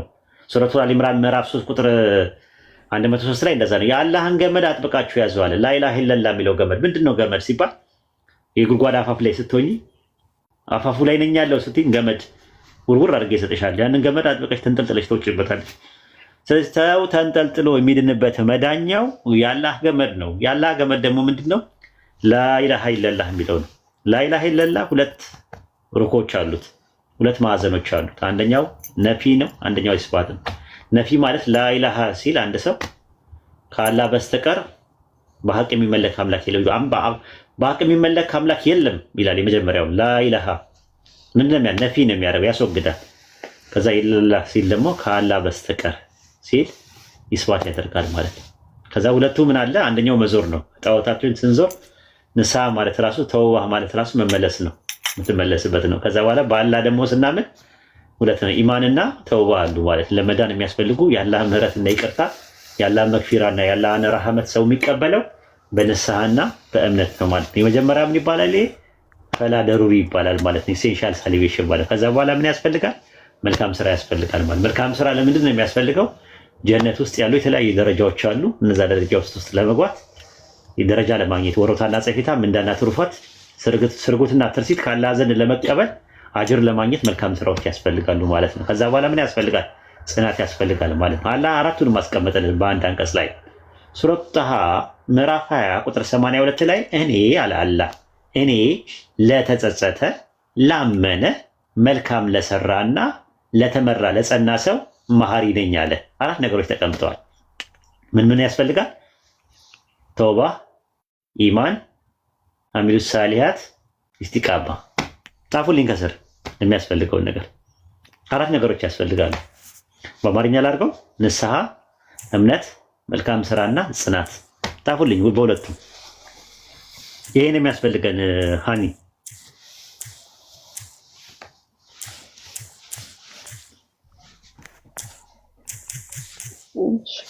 ይሄ ይመስላል። ኢንሻአላህ አላህ ሂዳያ ይስጥሽ። ምን ማለት ነው ሂዳያ ይስጥሽ? ሂዳያ ማለት ምሪቱን ይስጥሽ፣ መንገዱን ያመቻችልሽ፣ ካላህ ጋር ጨርሺ፣ ምሪቱን ይስጥሽ፣ ጋይዳንሱን እሱ ይስጥሽ፣ አይነ ልቦናሽን ደግሞ ያብራልሽ ማለት ነው። እሺ አመሰግናለሁ። አዎ ሌላ ጥያቄ ያለ ሰው መግባት ይችላል። አልጨረስኩም ጥያቄ ጨርሽሽ? አይ ካለሽ ብዬ ነው። ምክንያቱም አንቺን እንትን ምንድን ነው እንዳልጫነሽ ስለፈለኩኝ ነው፣ እንዳይበዛብሽ ብዬ ነው እና ኦቨርዶስ እንዳይሆን እንትን ነው። ለዛ ነው። ከዛ አንጻር ነው። ካለሽ ችግር የለውም። ለአንቺ ነው ቅድሚያ መስጠት። መጽሐፉን አንብቤ ነው ኦቨርዶዝ የሆነብኝ አሁን ሳይሆን። አይዞሽ። አዲሱ መጽሐፍ አለሽ ማዳንና መዳን በይ ስለሚለው አለኝ አለሽ አዲሱ መጽሐፍ? ኦኬ። ከዛ በፊት የእንትኑ አለሽ አልገድሉትም አልሰቀሉትም አለሽ የሥላሴ ሳቢ ምናምን? አለኝ 4 መጽሐፎች አለኝ። ግን ገልጦ ለማንበብ ድፍረቱ የለኝ። ቢኖረኝ መጽሐፍ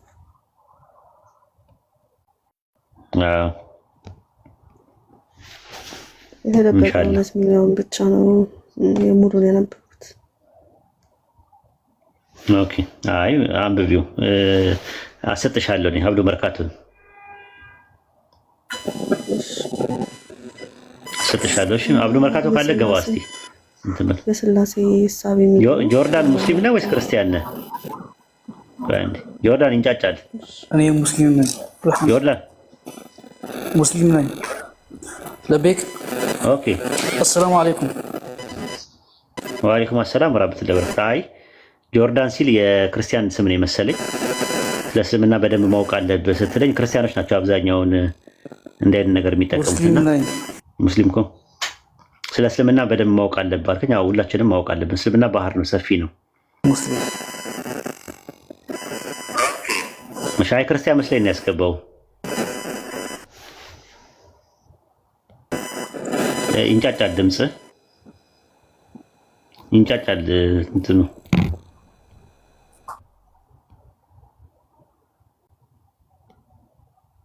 እሺ ቀጥይ ሃኒ። አይ ክርስቲያን መስሎኝ ነው።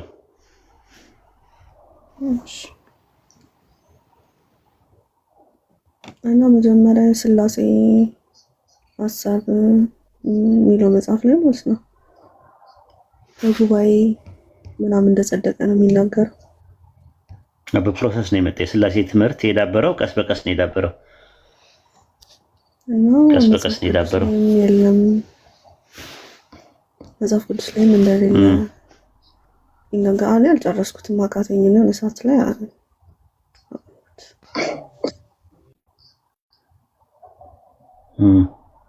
አዎ እንደዛ ነው። ሥላሴ የሚለው ቃል ብቻ ሳይሆን ሀሳቡም የለም ነው የምንለው እኛ። አማኝ ምን የለም፣ 3 እንትን የለም። ማቴዎስ ወንጌል 4:10 ላይ ያለው እኮ በጣም ያፈርሰዋል።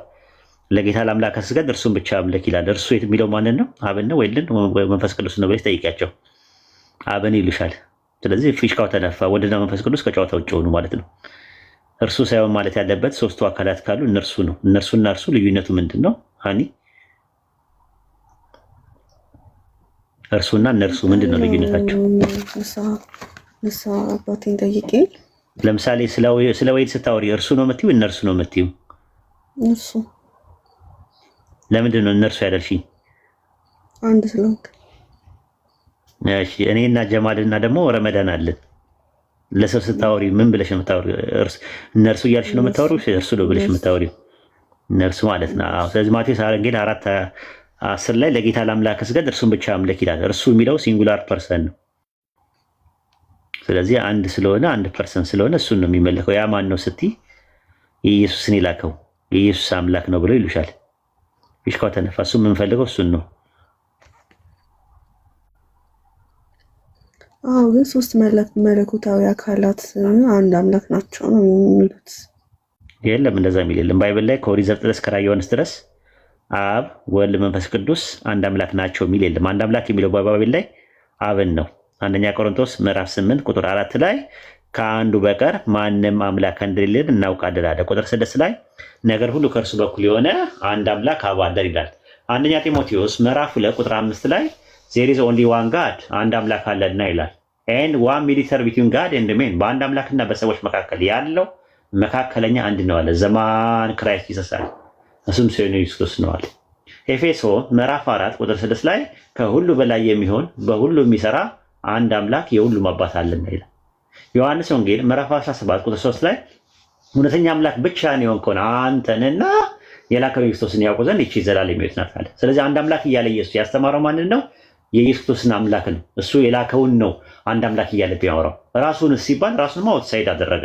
እንዴት አድርጎ አደረገ ብለን ስንል ማርቆስ ወንጌል ምዕራፍ 10 ቁጥር 18 ላይ አንድ ሰው መጥቶ ምን አለው? ቸር መምህር ያለው ዋይ ኮልዱ ሚ ጉድ፣ ለምንድን ነው ቸር የምትለኝ?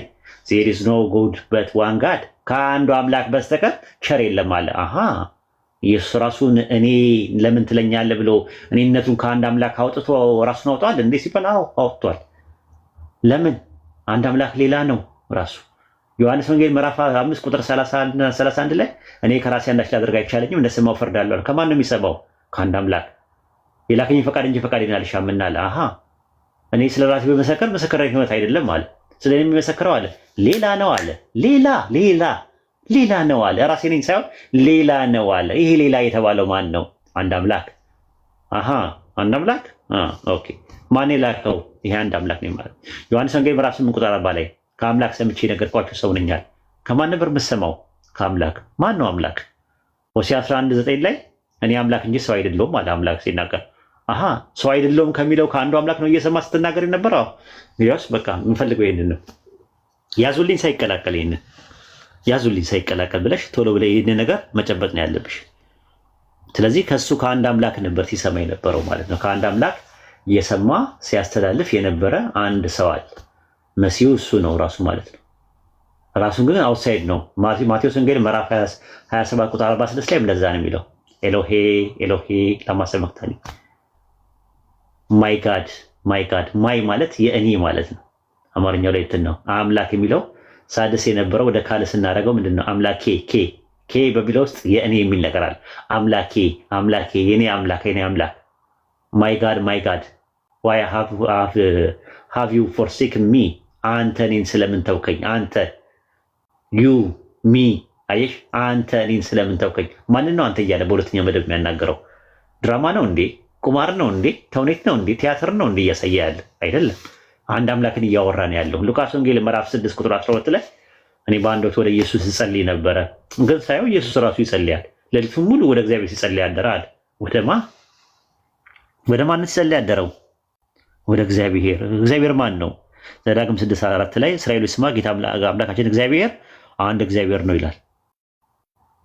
ስለዚህ አንድ እግዚአብሔር ነው። ከአንድ እግዚአብሔር ነበረ ሲጸልይ ነበረው። ሌሊቱን ሙሉ ወደ እግዚአብሔር ሲጸልይ ነበር። ይሰግድ ነበር እኮ ሃኒ፣ ይጾም ነበረ፣ ይፈራው ነበረ። ዕብራውያን 5:7 ላይ እንደዛ ነው። እግዚአብሔርን ስለመፍራቱ ተሰማለት ይላል። እግዚአብሔር በመፍራት ደስታውን ያያል ይላል ኢሳይያስ 11:3 ላይ ስለሱ ሲናገር። አሃ ወደ አንድ አምላክ። ስለዚህ አንድ አምላክ ነው ያለው። ስለዚህ ሳይቀላቀል ወደ ይህን ትምህርት ሳይቀላቀል ያዙልን ሃኒ ያጅልኝ፣ ይህን ትምህርት ሳይቀላቀል። ከዛ በኋላ ነው ኮንፊውዝድ የምትሆኙ። ከዛ በኋላ ምን እንትን ነው፣ በስጋው ነው፣ በሰውነቱ ነው፣ በቁርበቱ ነው፣ በምናምን በአጥንቱ ነው ቢሉሽ አይገባሽም። ራሱ ከሰማያት ተወርዶ ከድንግል ተወርዶ ራሱን አዋርዶ ስጋውን ቆርሶ ደሙን አፍሶ ነፍሱን ክሶ አጥንቱ ከስክሶ የለም። ራሱ ስጋ ለብሶ ስጋ ጎርሶ የለም። እንዲህ አይነት ትምህርት ግልጽ ነው።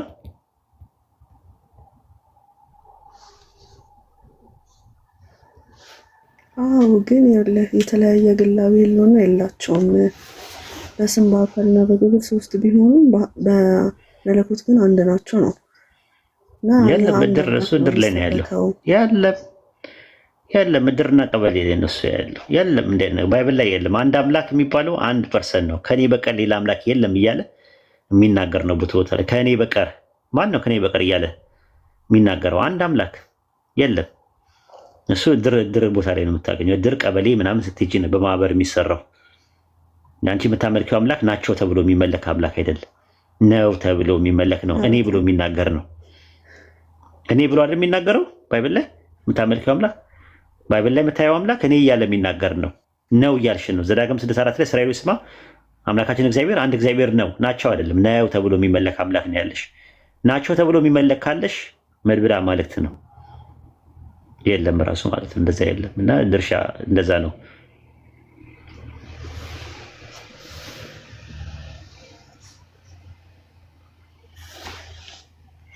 ይሄን ይመስላል እንግዲህ። አብዱ መርካቶ አሰላሙ አለይኩም ወራህመቱላሂ ወበረካቱ።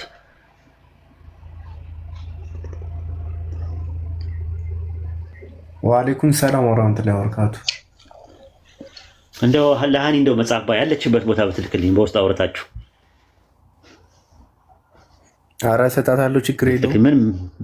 ምን መጽሐፍ አለ አንተ ጋር? የስላሴ ሐሳብ የለህም? አላት መሰለኝ እኮ አለ። የስላሴ ሐሳብ ያለሻል? የስላሴ ሐሳብ የተደበቀ እውነትና አንዱ ምንድነው ማለት አልገደሉትም አልሰቀሉትም የለሽ ነው? አለኝ። የት አገኘሽ? አልገደሉትም አልሰቀሉትም አለሽ? ማን ሰጠሽ? ያው የተደበቀ እውነት ማዳንና መዳን አልገደሉትም አልሰቀሉትም የስላሴ ሐሳብ አራቱ አሉ።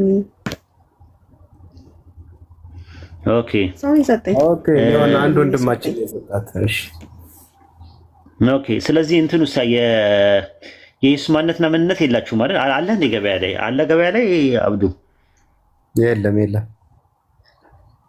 ኦኬ። ድጋሚ ታተመላቸው መሰለኝ ይሄ ነገር። ብዙ ሰው እየጠየቀን ነው አለ። በጣም ብዙ ሰው ይጠይቃል። አንተ እኔም ብዙ ሰው እየጠየቀኝ ነው። አይ አልፎ አልፎ ይጠይቆኛል። የባህሪ አምላክም ይፈልጋል። እንግዲህ ታተመላቸው ማለት ነው ድጋሚ። እሱ ወሳኝ ነው። የባህሪ አምላክ የሚለው በተለይ የሚገርም መጽሐፍ። አይ እንግዲህ የተቻለን ያክል እያደረግን ያለ ነው እንትን ያለ ነው። ኦኬ። የማዳን ለመዳን በኢስላም የሚለው መጽሐፍ ስንት አለ? ብዙ አለ። የምትፈልጉ ሰዎች ውሰዱ። ከአብዱ መርካቶ አሳያቸው። ካለቀ በኋላ ላይ ይጠይቃሉ። አሁን እኮ ችግሩ ልክ እንደዚህ ነው። አሁን ችግሩ አለ መጽሐፍ ማዳንና መዳን አለ።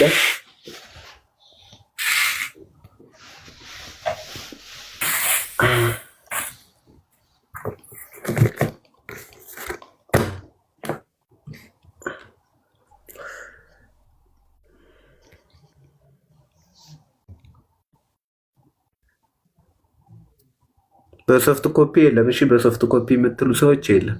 ሃርድ ኮፒ አለ። ይሄው ሃርድ ኮፒ ይሄው አለ። እኔ መጽሐፍ አዲስ አበባ ኗር መስጂድ ጋር ይገኛል። እኔ ጋር ፒዲኤፍ የለም። ፒዲኤፍ አትበሉ ባካችሁ። ሃርድ ኮፒ አለ። መግዛት የማትችሉ ከሆነ ይሄው እንሰጣቸዋለሁ። እሺ ችግር የለውም። ያሉበት ቦታ ላይ ይሰጣቸዋል። ምን በነፃ ማግኘት የምትችሉበትን ነገር ፒዲኤፍ ትላላችሁ እንዴ? በነፃ መውሰድ ትችላላችሁ። አቅም የሌላችሁ ሰዎች ግዴታ አይደለም መግዛት። አቅም የሌላችሁ ሰዎች ገንዘብ ኤክስኪውዝ የለውም። ገንዘብ በአሁኑ ሰዓት ጥያቄ አይደለም መሆን ያለበት። ማትችሉ ሰዎች፣ አቅም የሌላችሁ ሰዎች በነፃ ውሰዱ። መግዛት አቅም ያላችሁ ሰዎች ደግሞ ገዝታችሁ ውሰዱ። ይሄ ነው።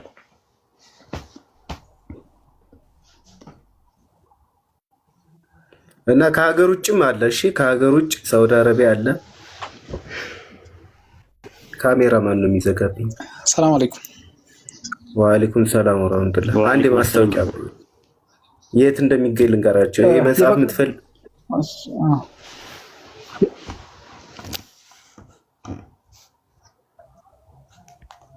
ካሜራ አትዝጉብኛ ሞዴሬተሮች፣ ካሜራ አትዝጉ። ይዘጉባ አይደለም። እኔ አሁን ለምሳሌ እንደከፈትክ አይታየኝም እንደከፈትክ። ወላሂ ነው እንዴ? እንደከፈትክ አይታየኝም። ለኔ እንደከፈትክ አይደለም፣ ዝግ ነው ለኔ የሚታየኝ። ይታያቸዋል? እሱ ከፍቶት ይታያቸዋል? እናንተ አይመስለኝም። እኔ ዝግ ነው። አልከፈትክ ቢሆን አዎ፣ እንደ እኔ ብቻ አይደል።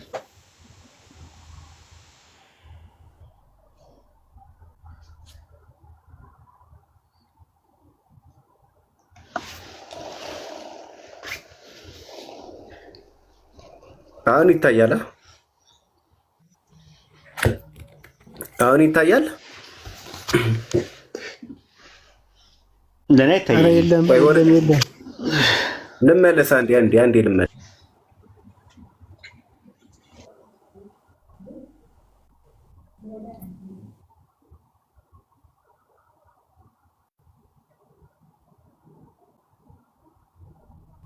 ኡስታዝ ሰላም አለይኩም ወራህመቱላሂ ወበረካቱ።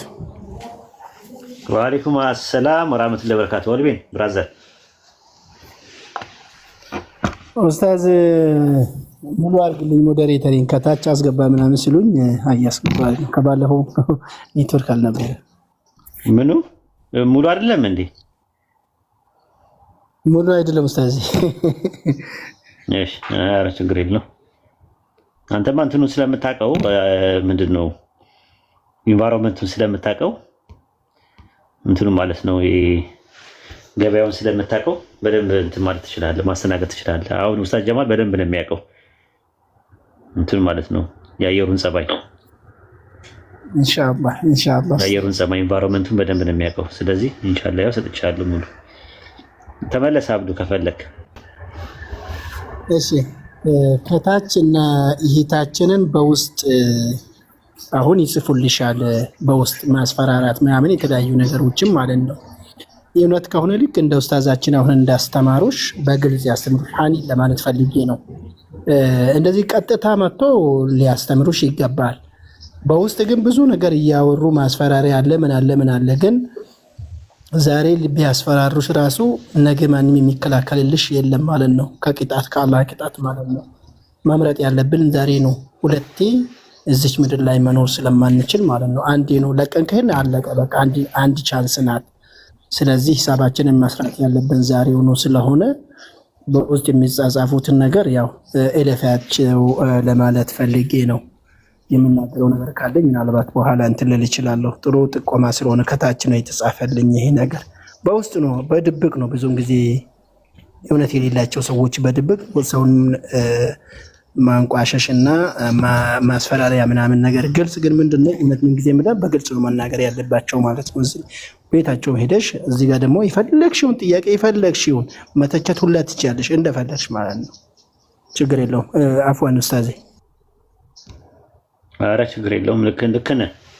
እንደዛ ነው። አይ ስድብ ነው ደግሞ እኮ እንትን የሚሉት ማለት ሰው ሲጠይቃቸው ሙስሊሞች ናችሁ ምናምን ይሏቸዋል። እዛ ሲጠይቋቸው ይሄማ የሙስሊም ጥያቄ ነው ምናምን ይሏቸዋል። ሙስሊሞች ናችሁ ምናምን ይሏቸዋል። ሳይሰልሙ እንደዛ ይሏቸዋል። ከዛ ከሰለሙ በኋላ ደግሞ እናስተምራችሁ ይሏቸዋል። ጅብ ከሄደ ውሻ ጮኸ ይባላል በሀገሬ ሰው። እና መጀመሪያ ላይ ነው በደንብ አድርገው ማለት ጥያቄዎቻቸውን እንትን ማለት ስድቡም ነው ማመናጨቅ ነው ምናምን ነገር ብዙ ነገር ነው የሚያደርጓቸውና ያ ነገር ልክ ነው ብዬ አላምንም። አይ ቲንክ ቢያስተምሯቸው ጥሩ ነው። በስነስርዓት በአግባብ በስነስርዓት በግብረ ገብና በስነ ምግባር በትህትና ሊያስተምሯቸው ይገባል ባይ ነኝ እንጂ አንድ ሰው የጨነቀው ኮንፊውዝድ የሆነ ሰው ግራ የገባው የተወዛገበን ሰው መርዳት ነው ያለበት። የሰው ልጅ ባመነበት ነገር መርዳት ነው ያለበት። እንደዛ ነው። እኛ ሰዎችን ለመርዳት ነው ይኸው ወደ እስልምና ሰዎችን እየጠራን ያለ ነው። እንደምታዩት ነው። ምንም አይነት መጫን ምናምን መልእክቱን እናደርሳለን። ከዛ ደግሞ ከአላህ ጋር ነው የሚጨርሱት፣ ከጌታቸው ጋር ነው የሚጨርሱት። ሂዳያ ባላህ እጅ ነው። የማን ልብ የሻከረ ነው የማን ልብ የለሰለሰ ነው የሚለውን እሱ ነው የሚያውቀው። ያልጨረሱት ነገር አለ። እኔ ክብረታውን ጓደኛዬ ነው። ክብረታውን ወደ 2 ዓመት ሊሞላኝ ነው። ያው አልሰለምም እስካሁን ድረስ አለ። ግን ጥሩ ግንኙነት አለኝ ከክብረት ጋር ማለት ነው። ከአላህ ጋር ያልጨረሰው ነገር አለ። በቃ እኔ መፍረድ አልችልም። እንደኔ የተሰጠኝ ኃላፊነት ሪሳላው መልእክቱን ማድረስ ብቻ ነው። ሌላ በተረፈ ሌላ ነገር የለውም። ከአላህ ጋር ነው መጨረስ ያለባቸው። ዱዓ ማድረግ ነው የኔ ፋንታ። መጫንም ለምን አልሰለምሽም ቤቴ እንዳትመጪ አልፈልጋችሁም ምናምንም አልልም። ራስ ቤቴ መጥተው ቁጭ ብለው ተጫውተው ሻይ ቡና ብለው ይላሉ ማለት ነው። አላህ እንደዛ ነው ያደረገው። በመልካም ሱረቱ ሙንተሂና ምዕራፍ 60 ላይ እንደዛ ነው የሚናገረው። በመልካም ነገር እንድንዋዋል፣ መልካም ጎረቤት እንድንሆን፣ ቡና አጣጫችን እንደሆኑ የጎረቤት ሀቅ እንድንጠብቅ ረሱል ሰለላሁ ዐለይሂ ወሰለም በሐዲስ ላይ 40 ቤቶች አሉ የጎረቤት ሀቅ የሚባሉ 10 ከፊት ለፊት 10 ከኋላ በቀኝና በግራ 10 ሀቅ ማድረስ አለብን። በደስታቸውም በሀዘናቸው ያ እስልምና ሸሪዓው አይከለከለን። በመልካም ነገር ተባበሩ ተረዳዱ ነው የሚለው አለ። በኃጢአትና ወሰን በማለፍ አትረዳዱ ነው የሚለው። በተረፈ በሰርጋቸው በለቅሷቸው በሀዘናቸው አብረን እንሆናለን። ይሄ በዓል ሃይማኖታዊ ነክ ነገር የሆኑ ነገሮች ላይ አብረን አንሳተፍም። የተለያየ አይነት ሰዎች ነን። በተረፈ የጋራ እሴት አለን። ሰው መሆን የጋራ እሴት ነው። ኢትዮጵያዊነት የጋራ እሴት ነው። ብዙ የሚያገናኙ ነገሮች አሉ። ዝምድና አለ፣ ጉርብትና አለ። የጋብቻም ዝምድና ሊኖር ይችላል። ራሱ ሰው እኮ ደስ ይላል እኮ ራሱ ለሰው መድኃኒቱ ሰው ነው ይባላል። በሀገራችን ተከባብረን እንኖራለን። ማንም ማንንም እንትን አይልም። ሰዎችን ሊያስቆጣ ሊያሳምም፣ ሰዎችን ሊያናድ የሚችሉ ነገሮች ደግሞ አለማድረግ ነው። የሰዎችን ሃይማኖት ማንቋሸሽ፣ የሰዎችን መሳደብ ምናምን ነገር አይፈቀድም በኢስላም። ይሄ ነው ትምህርታችን። ትምህርታችንን የተቀበለ ሰው ይሰልማል፣ ያልተቀበለ ሰው ደግሞ ተከባብሮ ይኖራል። ግዴታ አይደለም። ትክክል ሀሳባችንም ትክክል አይደለም ማለት ይችላል። የምናምንበት ነገር ትክክል አይደለም ማለት ይችላል። ለምን ቢያምንበት ትክክል ነው ብሎ ቢል ኖሮ ይከተለዋል። ግን ትክክል አይደለም ብሎ ቢል አንድ ሰው ለምን ትክክል አይደለም ማለት አንለውም። ለምን እምነቱ ነው። እስልምና ትክክል ነው ይላሉ ኦርቶዶክሶች አይሉም። ግን እስልምና ትክክል አይደለም አሉ ብለን ለምን አሉ አንላቸውም። የእምነታቸው አካል ነው ያ ነገር እና ከዛ አንጻር ነው የምናየው። ኢንሻአላህ አላህ ሁላችንም ያስተካክለን። እኛም ችግር ካለብን ችግራችንን አለ ያንሳለን። ክፍተቶቻችንን እኛ እናውቀውም ራሱ ማለት ነው። ደካማ ጎን እንዳለን ጠንካራ ጎን እንዳለን ነው። ደካማ ጎን አለን። ደካማ ጎኖቻችን ራሳቸው አረም ናቸው። ጠንካራ ጎናችን እንዳናድግ ያደርገዋል። ስለዚህ አረም ምንድን ነው መደረግ ያለበት? ሌላው እንዲያድግ መታረም ነው ያለበት፣ እርማት መውሰድ ነው። ያ ደግሞ በመነጋገር ላይ ነው፣ ሹራ በመደራረግ ነሲያ በማድረግ ላይ ነው ሙስሊሞች የምናደርገው። ሌሎቹም ደግሞ ሰዎች ካሉ ይሄ ነገር ቢስተካከል ካሉ እናስተካክላለን ኢንሻአላህ። አብሽሩ።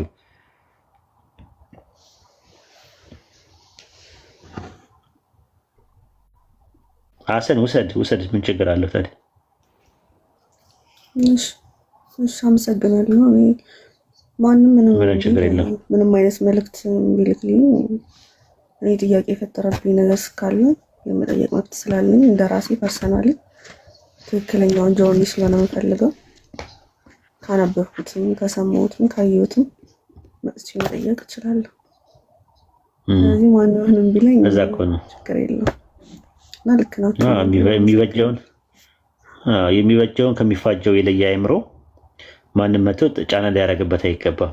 እኛም ሰዎች ሲሰልሙ ፍሪ ዊላቸውን ተጠቅመው እንዲያማርጡ ነው መንገዱ የምንከፍትላቸው። እዚህ ምንም ችግር የለውም ማለት ነው። ደግሞ የሰው አእምሮ ደግሞ ስሉጥ ነው እንደምትመለከችው። ድሮ የነበረበት ክላሲካል ሜንታሊቲ ይዞ መቀጠል አለበት የሚል የሚያስገድደው ማንም የለም። አንዳች ቁብና አንዳች ምክንያትም የለም። አብሽሪ። ኦኬ። ማንም ማኖርም ማለት አይችልም። ፈጣሪ ነው የሚያኖርህም ሁሉ ነገርህን የሚያስተካክልልህም እና ቀጥተኛው ኢንሻአላህ ነገር ነው በህይወት ደግሞ መከተል ያለብህና እኔ ደግሞ መጽሐፎቹን አሁን ወልታች ያለው ልጅ ነው የሰጠኝ፣ ሰፈሬ ድረስ አምጥቶ ነው የሰጠኝና አንብቢያቸው ትጠቀሚያለሽ እነዚህ መጽሐፎች። ፖሊዮ የሚባለው ነው ታች ላይ ያለ ክትባት ነው የሰጠሽ ማለት ነው። እሺ ሰፈሬ ድረስ አምጥቶ ነው የሰጠኝ እና መጀመሪያ የተደበቀ እውነትን አንብቢው ሳነበው በቃ እና ከምንም በላይ ደግሞ ስለ ስላሴ ብዙ ጊዜ ስትናገር እሰማሃለሁ። ሰው ሳነበውም መጽሐፍ ቅዱስ ላይም ስናየው ግልጽ ነው። ይሄ የሆነ ፈጥረህ የምታወራው ነገር አይደለም። አንተም ሌሎቹም እዚህ ቤት ያሉትም ማለት ነው። ስለዚህ ገልጠህ እስካነበብክ ድረስ ግልጽ የሆነልህን ደግሞ አይነህን እንትን አትለውም፣ አትክደውም እውነታውን እና ከዛ አንጻር ነው ገብቼ መጠየቅ ማወቅ የሚፈለግኩት። ኢንሻአላህ ወደፊት ሰልመሽ ዱዓ ታደርግልኛለሽ ለኔ አላህ እኽላስ እንዲወፍቀኝ። እኽላስ የሚባል ነገር ታውቂያለሽ? አላውቅም። እኽላስ ማለት ለአላህ ተብሎ የሚሰራ ስራ ማለት ነው። ሰዎች አምልኮታቸውን ማድረግ ያለባቸው ለአላህ ተብሎ ማለት ነው። ለዩልኝና ለይስሙልኝ ያልሆነ ለአላህ ተብሎ የሚደረግ መተናነስ ምን ይባላል? እኽላስ ይባላል። ከወቀሳም ከሙገሳም ነፃ የሆነ እውነትን ለማንገስ ሐሰትን ለማርከስ የሚደረገው ነገር እንትን ይላል ማለት ነው። ኢባዳ አላህ ዘንድ ተቀባይነት ወይም ደግሞ አምልኮ አላህ ዘንድ ተቀባይነት እንዲያገኝ 3 ሸርጦች አሉ፣ 3 መስፈርቶች አሉ። ከአንደኛው ምንድነው? እኽላስ ይባላል ማለት ነው።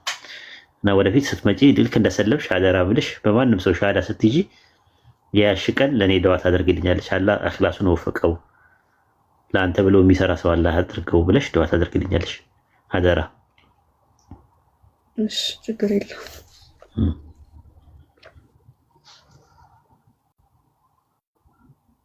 በጠይቅ ጥያቄ ደግሞ ኢየሱስ ማለት በእናንተ ኢሳ የመጣበት መልእክት ምንድነው? በእኛ ያው አምላክ ስለሆነ የሰው ልጆችን ለማዳን ስለተሰቀለ፣ በእናንተ ደግሞ የመጣበት ምንድነው? በእኛ የመጣው የአንድ አምላክን ተውሂድን ለማስተማር ነው። የአንድ አምላክን ትምህርት ለማስተማር ነው ዋና መሰረታዊ ትምህርቱ። በተረፈ ማህበራዊ ትምህርቱ ይለያያል። ይቅር ባይነትን፣ ሰዎች እርስ በርሳቸው እንዲፋቀሩ ምናምን መናገሩ እሱ ማህበራዊ ትምህርቶቹ ናቸው። ፋንዳሜንታል ቲቺንጉ ግን የእሱ የአንድ አምላክ ትምህርት ነው። ጌታ የጌታችሁ አንድ ነው፣ እሱን አምልኩ የሚል ነው ተልእኮ የነበረው በኒ እስራኤሎች ለእስራኤል ልጆች የመጣው ማለት ነው። በባይብልም ስትመለከች ማርቆስ ወንጌል ምዕራፍ 12 ቁጥር 29 ላይ እንደዛ ታላቁና ፊተኛው ትእዛዝ እስራኤሎች ስማ ጌታ አምላካችን አንድ ጌታ ነውና አለ። ከዛ ደግሞ ዮሐንስ ወንጌል ምዕራፍ 12 ቁጥር 49 ላይ እኔ ከራሴ ምንም አልተናገርኩምና ነገር ግን የላከኝ የምለውና የምናገረውን ትእዛዝ ሰጠኛል። ትእዛዚቱም የዘላለም ሕይወት ናት። ወይኔ እንዴት ደስ እንደሚል! ትእዛዙ ምንድነው? ታላቁና ፊተኛው ትእዛዝ እስራኤሎች ስማ ጌታ አምላካችን አንድ ጌታ ነው። ተውሂድ የአንድ አምላክ አስተምሮት እንዴት ደስ ይላል። ከዛ በኋላ ደግሞ ምን አደረገ የራሱ ማለት ነው። ማቴዎስ ወንጌል ምዕራፍ 19 ላይ የዘላለም ሕይወት ወርስ ዘንድ ምን ማድረግ ይገባኛል ሲለው ለዘላለም መውረስ ፈልግ መንገዱ አንድ ነው፣ መልካም የሆነው አንድ ነው አለው። አንድ አምላክ ነው ያለው አለ። የዘላለም ሕይወት ታገኝ ዘንድ ትእዛዙን ትጠብቃለህ። ትእዛዙ ምንድን ነው አለ? ታላቁና ፊተኛው ትእዛዝ እስራኤሎች ስማ ጌታ አምላካችን አንድ ጌታ ነው የሚለው ነው አለ። ከዛ በኋላ ሁለተኛው ደግሞ አለ ባልንጀራ እንደራስ ውደድ ነው አለ። ከዛ በኋላ ግን እሱ ግን አዲስ ትእዛዝ አደረገው። ዮሐንስ ወንጌል ምዕራፍ 13 ቁጥር 34 ላይ እኔ እንደወደድኳችሁ እርስ በርሳችሁ ትዋዱ ዘንድ አዲስ ትእዛዝ ሰጠኋችኋለሁ አለ ኢየሱስ። እኔ እንደወደድኳችሁ አለ። ኢየሱስ እንዴት ነው የወደደው? ሰዎችን ከራሱ በላይ ነበር የሚወደው። ለቀበሮች ጉድጓድ ለሰማይ ወፎች ጎጆ አላቸው፣ የሰው ልጅ ግን ራሱን የሚያስጠጋበት የለም አለ። ኢየሱስ በጣም ራስ ወዳድ አልነበረ እና እኔ እንደወደድኳችሁ አለ እርስ በርሳችሁ ትዋደዱ ዘንድ አዲስ ትእዛዝ ሰጠኋችሁ አለ። ከራሳችሁ በላይ ሰዎችን እርስ በርሳችሁ እንድትዋደዱ አለ። ክርስቲያኖች በአሁኑ ሰዓት እርስ በርስ እንኳን ሊዋደዱ ይቅር ነው እኛን ታዩ እንዴት እንደሚጠሉ ጠላቶቻችሁን ውደዱ ይላል ኢየሱስ። ግን እነሱ ግን እርስ በርሳቸው እንኳን አይስማሙም። ኦርቶዶክስ ለኦርቶዶክስ መቼ ይስማማል? ኦርቶዶክስ ቅባት፣ ኦርቶዶክስ ጸጋ፣ ኦርቶዶክስ ካራ፣ ኦርቶዶክስ ተዋህዶ እየተባለ ይለያያል። የግሪክ ኦርቶዶክስ የእንትን የሚያፊዚስ ዲያፊዚስ ተዋህዶ ምንታዊ የሚባል ነገር ይለያያል። እርስ በርሳቸው ሲገዳደሉ ነው የሚኖሩት። ታሪክ ይቁጠረው። ታሪክ በወርቃማ ብሩ አስፍሮታል። እርስ በርሳቸው ቲክቶክ ላይ እንኳን ራሱ እንዴት እንደሚጠላሉ ብትመለከቻቸው አንደኛው እንዴት እንደሚነግረው ከፕሮቴስታንትና ኦርቶዶክስ ፕሮቴስታንት ከፕሮቴስታንት ጋር እንዴት እንትን እንደሚል ከኢየሱስ ትምህርት ርቀዋል ማለት ነው። እና ምን ለማለት ፈልጌ ነው? የእኛ ትምህርቱ የአንድ አምላክ አስተምሮት ያስተማረው እንትን ላይ በሱረቱል ነህል ምዕራፍ 16 ቁጥር 36 ላይ እንደዛ በየህዝቡ ሁሉ ውስጥ አላህን አምልኩ ጣዖታትን ራቁ ብለን መልእክተኛ ልከናል አለ። ስለዚህ ኢሳ ኢብኑ መርየም ዓለይሂ ሰላም የአላህ መልእክተኛ ነው። ይዞት የመጣው መልእክት ጭብጡ የአንድ አምላክ አስተምሮት ነበረ ብለን ነው የምናምነው። ይሄን ይመስላል።